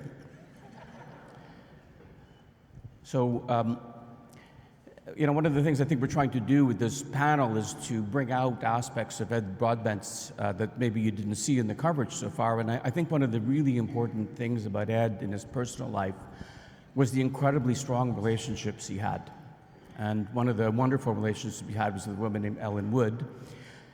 And she owned a fabulous house in London that they spent a good deal of time in. And I don't have time to tell you about that house other than that it was 4 stories of magic and wonderful things to explore that he lent me once. And then in the spring of 2015, he lent it to me again. And I had planned a fabulous trip to London. And then I got a phone call from a guy named Jerry Scott, and people here from British Columbia will know what an icon Jerry Scott was. And Jerry called me up and he said, and I think it may not be appropriate to use all his descriptive nouns, so he basically said, that, fill in the blank, Premier, Mr. Prentice, is planning to call the election a year early. Can you come out to Alberta and run our war room? And I said, no, I can't. I can't do that. We were talking about doing that next year, but Ed's lent me his house in London. And I got to go do that. And he said, listen, don't worry. We're only aiming to win 2 more seats.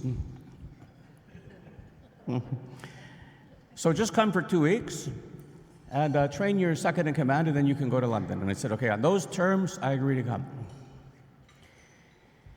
So about a week and a half later, I called up Ed, and I said, Ed, I'm not going to be able to go to your house in London because I think we're going to win this election.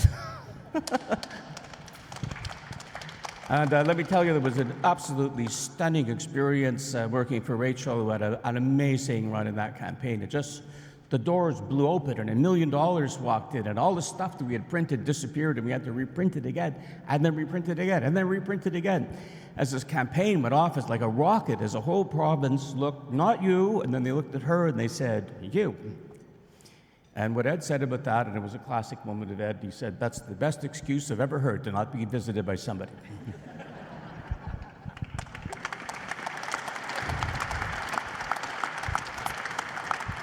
I admired how you worked both Rachel Notley and Ed Broadbent into that story. That was a magical entwining of NDP traditions.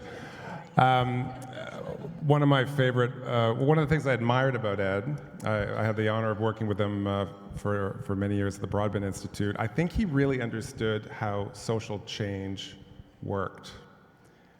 He was an academic, so he understood the power of ideas. I mean, he understood the power of electoral politics, but he also spent a lot of time building social change organizations like the Broadbent Institute, and he was actually quite funny and self-deprecating despite his experience. And so in 2017, so just one quick story, in 2017, the Broadbent Institute hosted in Toronto a meeting of international social democratic leaders. So this was think tanks and retired leaders of social democratic parties from around the world. So the Germans were there, the Austrians, the French. It was a big group. So we were in a room in Toronto. It was a big square table. Ed was chairing, and he was getting. I was sort of sitting beside him, and he was getting kind of weird and grumpy and fidgety.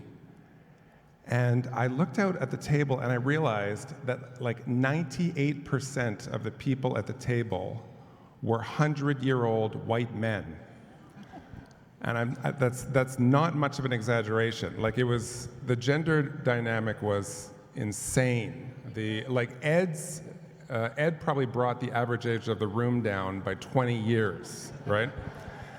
So he's sharing, and it was he turns to me, and in that moment, I realized that Ed Broadbent didn't really know how to whisper, because he turns to me, and in this stage whisper, he says, the ex-chancellor of Austria, who's like 127 years old, is sitting next to me, and Ed says, "Rick," he says, "I have never seen a room full of such half-dead old men."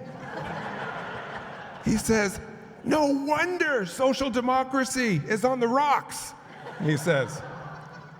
And then, like, the 20 people within hearing just perk up. And in that moment, I was both mortified and I loved him. I absolutely loved him again.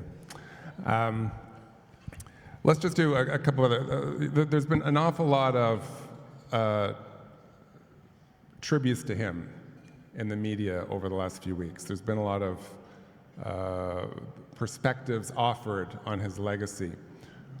What do you think, what would you like to highlight tonight that you don't think has got the coverage it deserved? What aspect of his personality, his legacy, his experience do you want to highlight now that maybe hasn't got the attention it deserved?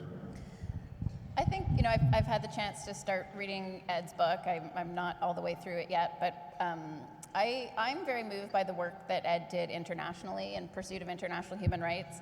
I think it's a part of his professional life that a lot of Canadians aren't as aware of, and it was really important, his engagement with the Socialist International, and the ways in which he believed in a sort of global solidarity movement, which I know when I saw him speak at his book launch in the fall, he talked about the need to really reinvigorate that aspect of the movement, both with Labour and with social democratic political parties. So that's something I look forward to learning more about, because I was sort of aware of it in the abstract, but listening to him tell stories, and I think we can all agree he was just a fantastic storyteller. I could have listened to him all night on that evening, and actually one of my biggest regrets is that I didn't have a chance to go. I emailed him after to congratulate him on the book, but there was a long line up to see him, and I left that night thinking, like, I'll see him again and I'll have a chance to tell him in person. Unfortunately, I didn't. But I think that's a part of his work and life that really speaks again to his character and his commitment to those social democratic values, and it's something that I think we can all learn a lot from.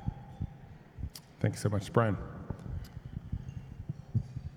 So I think what I would like to maybe bring out a bit in a few minutes is just two important aspects of Ed's leadership. And the first one was Fighter Ed, and the second one was Rally Back Together Ed. Now, some of us in the room here have had the pleasure of working with Alan Blakeney, and it is historically worth bringing out, and Premier Notley alluded to this in her address, that Fighter Ed came out in a really historic and important debate that he had with a number of folks, notably Alan Blakeney, during the period when Canada was debating having a Charter of Rights and Freedoms. And there was a fundamental debate between Ed Broadbent and Alan Blakeney in which both sides were equally arguable and equally respectable. And Ed was arguing that if you could get social and economic rights into the Charter, that a Charter of Rights and Freedoms could be progressive and it was worth supporting, the movement should support it. And Alan Blakeney was referring to the extremely dark and disreputable record of the courts for much of their history in North America, took an equally principled position, saying that it is wrong to transfer governance from elected people to courts when you can expect that most of the time courts are going to be highly conservative. And they had a very high decibel, very principled, and very interesting debate that went on for quite a while, including some absolutely eye-popping debates that happened on the floors of NDP conventions, debating this out. And ultimately, of course, what actually happened, in a way, was a compromise between these two positions, with the price that we pay and the benefits that we get. And I have to tell you, they really went at it pretty hammer and tong. And that's chapter 1. Now, chapter 2 of what I wanted to bring out was that, as you might remember, the Layton and our sponsoring organization tonight. Shortly after the 2008 election, counted noses in Parliament and came to the view that it would be possible to kick out the minority Tory government that was in place there and to replace it with a progressive government. And that throw, I know, is controversial and the media like to dump on it, but I'd just like to say that I was an unrepentant supporter of that effort. Every time you can kick out a Tory government, you should.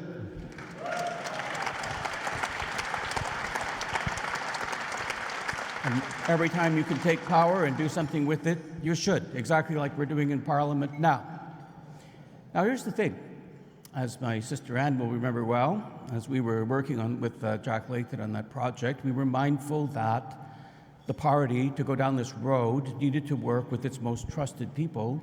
And when we asked ourselves, who are those two people? We said those two people are Ed Broadbent and Alan Blakey. And so we asked them to co-chair the advisory committee that we worked with to work through this project. And here's the thing.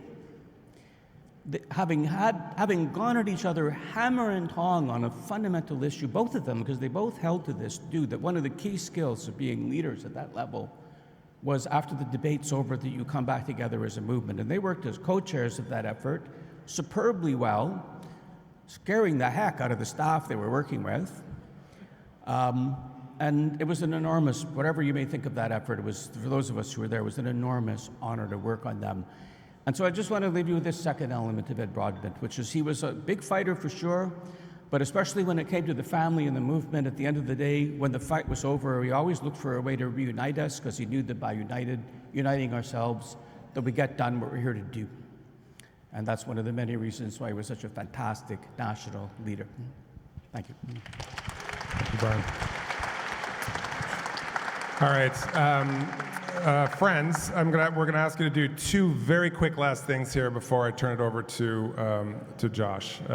First of all, there is nothing that Ed Broadbent cared more about than our democracy, the rejuvenation of our democracy, the fight for our democracy, and the Broadbent Institute has started a new fund in his honor called the Ed Broadbent Democracy Fund.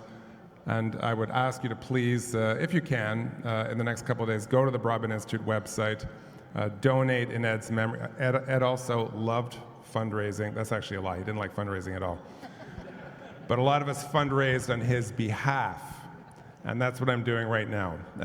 So if you can please donate in his memory to the Broadbent Democracy Fund, we promise to use it to crush fascism wherever it lives.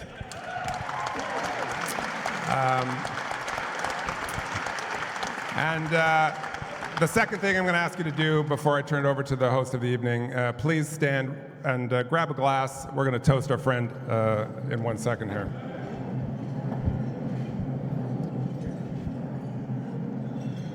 No, it's okay, it's good. All right, this isn't the last toast, but the last toast to Ed for the evening, to Ed Broadbent, to his memory, to his legacy, and to carrying on his fight. Thank you very much.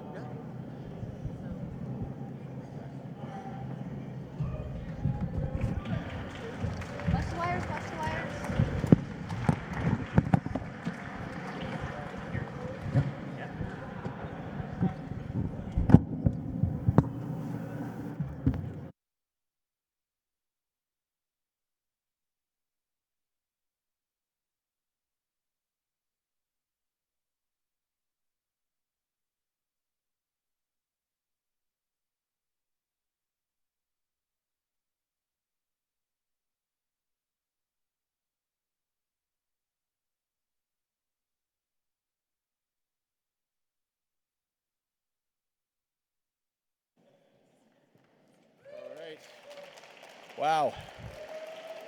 Thank you. Geez Louise, I got to compose myself a little bit. I got to tell you, I've been truly busy over the past few weeks, and Man, that tribute video really got to me emotionally, I have to be honest. And, a special thanks to our staff member, Eric Chapit, is the mic back on now? Okay, let's start that again. All right. It's a real honor to be here as the executive director of this foundation. Extremely proud of what we're doing. That tribute video really got to me. I've done what I normally do when grieving or suffering. I bury myself in my work, and that video really shook me. So thank you very much to our staff who worked late into the night, making sure the audio was perfect and the clips are perfect. To Eric Chapit, who's at the back of the room, so round of applause to him as well.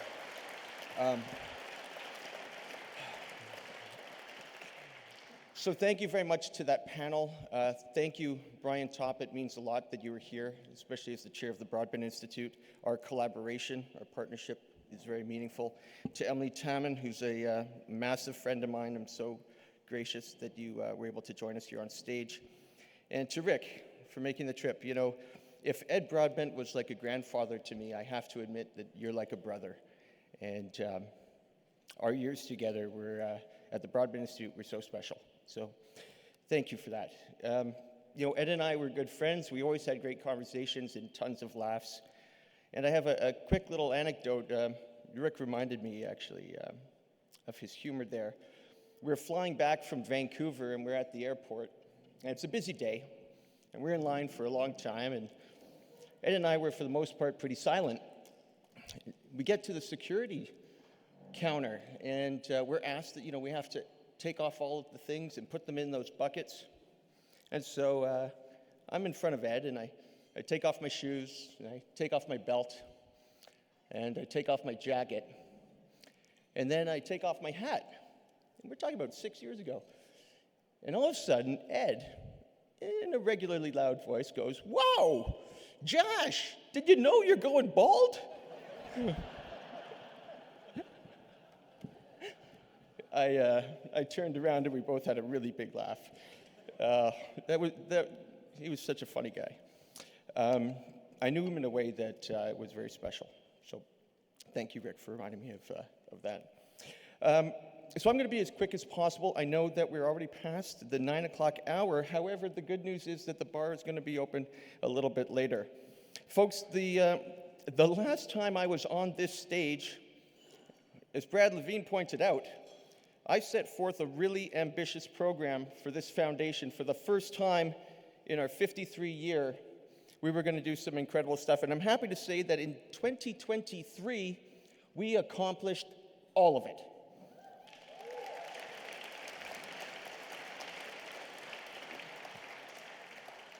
We went on tour across this country with a lecture series focused on the benefits of social democracy.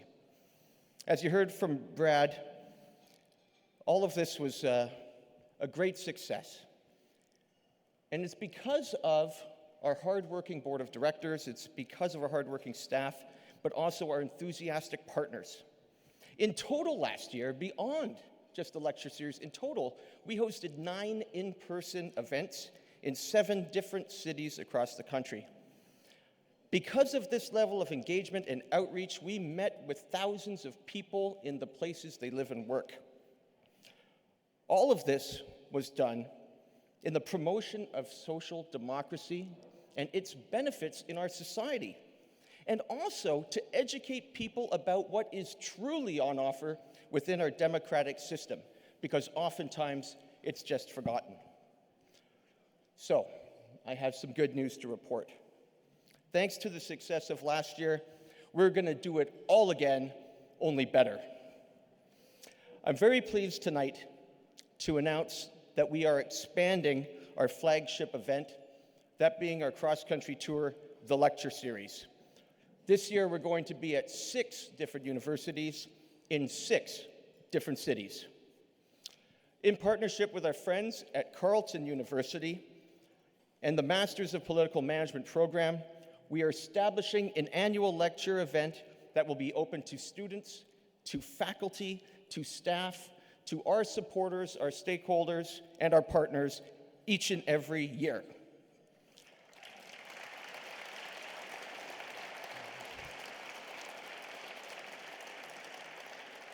I want to just take a second and say that the MPM program at Carleton is extremely important. It's important to the city. It's important to our country. It really is a feeder school for many of the professionals who end up working in our public service for various political parties, think tanks, PR firms, and GR firms. And we're grateful that Carleton has that program. So thank you for including us in the work that you do.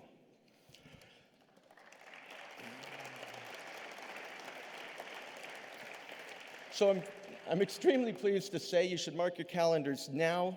The inaugural lecture and cocktail reception will be taking place at Carleton University this coming fall. And I really want to thank all those representatives at Carleton University who are sitting here at table number 31. They deserve a round of applause as well.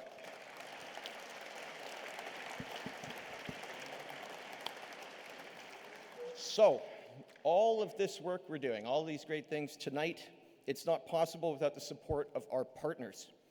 We're really counting on our friends and allies to help us this year step up if they can, to assist us in the production and in the promotion of our special events and social democracy. Because when we're successful, as we are tonight, we all succeed together. This is actually a great segue. So I would like to thank all of our partners who have pitched in for 2024. So on behalf of the board of directors and the staff, we say thank you. We are extremely grateful to have you on board.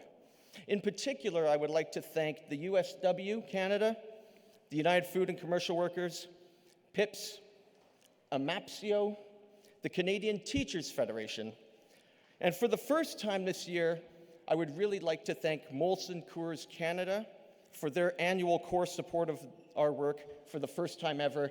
Thank you very much for that.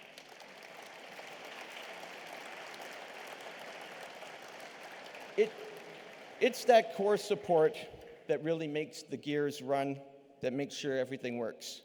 And so thank you. We encourage more organizations to get involved at that core level. So I'm going to wrap this up now with a few thank yous. First off, Premier Notley, I have to say thank you to you. I am so indebted to you and your staff team. Thank you for making the trip. It means a lot to all of us. It means a lot to me. I'm a huge fan of your work and your career. And needless to say, you've made everybody in this room proud. So thank you for being with us tonight.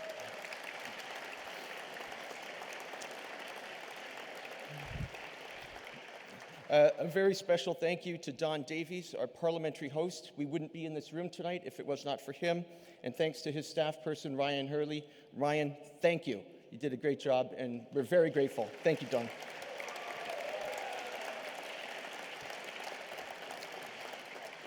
Thanks to all of the speakers who joined us on our stage tonight. We are grateful that you are here. The truth is that your combined voices have left us inspired and wanting to return again next year. A special thank you to all of our board members who are here in the room, specifically the ones who helped with outreach to stakeholders. Our President, Irene Matheson, former Member of Parliament at the back of the room.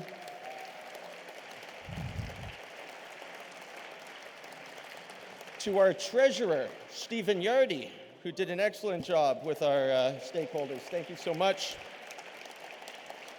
To my dear friend, Brittany Senger. And last but not least, I will have to shout out Brad Levine. If it wasn't for you, Brad, we wouldn't have been able to tie all this together in such a beautiful bow. So thank you. And Brad, I got to say, you've done an amazing job again this year. You truly are charming, a witty man, very funny. Okay, last thank you, I think, of the night. Can we please have a round of applause for our catering team, the staff, and the volunteers who made tonight possible. Thank you very much to my catering group. I think you have a client for life. The food was delicious. Everything's been great. So thank you all for being here. I look forward to hosting us all again next year. When we convene again to celebrate the accomplishments of social democracy and its many leaders, let's all meet again next year right here in our nation's capital. All the best. I'm going to leave it to Brad to close down the night. Thank you all, my friends. Take care.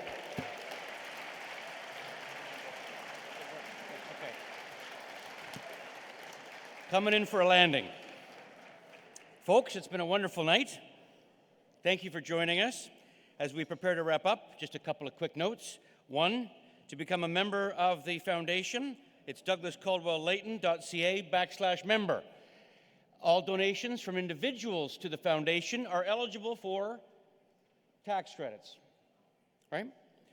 The after party. If this is not enough, we invite you to join us for the after party, which is at the official pub of Social Democrats in Ottawa, Brixton's, which is on Spark Street, which is just a block from here. I'm sure you can all find it. Now, I want to leave you all with some words from Tommy Douglas. And I did this last year, but there's many new folks, and I want to make sure Premier Notley heard this as well. In a speech that Tommy gave at the 1960 Saskatchewan CCF Provincial Convention, you may have known some people that were there, 64 years ago, Tommy said, quote, "If our movement is to play an effective role in Canadian history, it must survive long after those of us who helped start it have passed on from the scene. That means we must be constantly replenishing our movement with new blood, new leadership, and new ideas. And by looking around again tonight, and at the year we've just had, and at the ambitious plans for the foundation that we have in the coming months and the coming years, you are all helping to fulfill Tommy's dream. Thank you all for being here to celebrate our work, and I hope you help us fuel the future. Thank you again, and we'll see you all next year."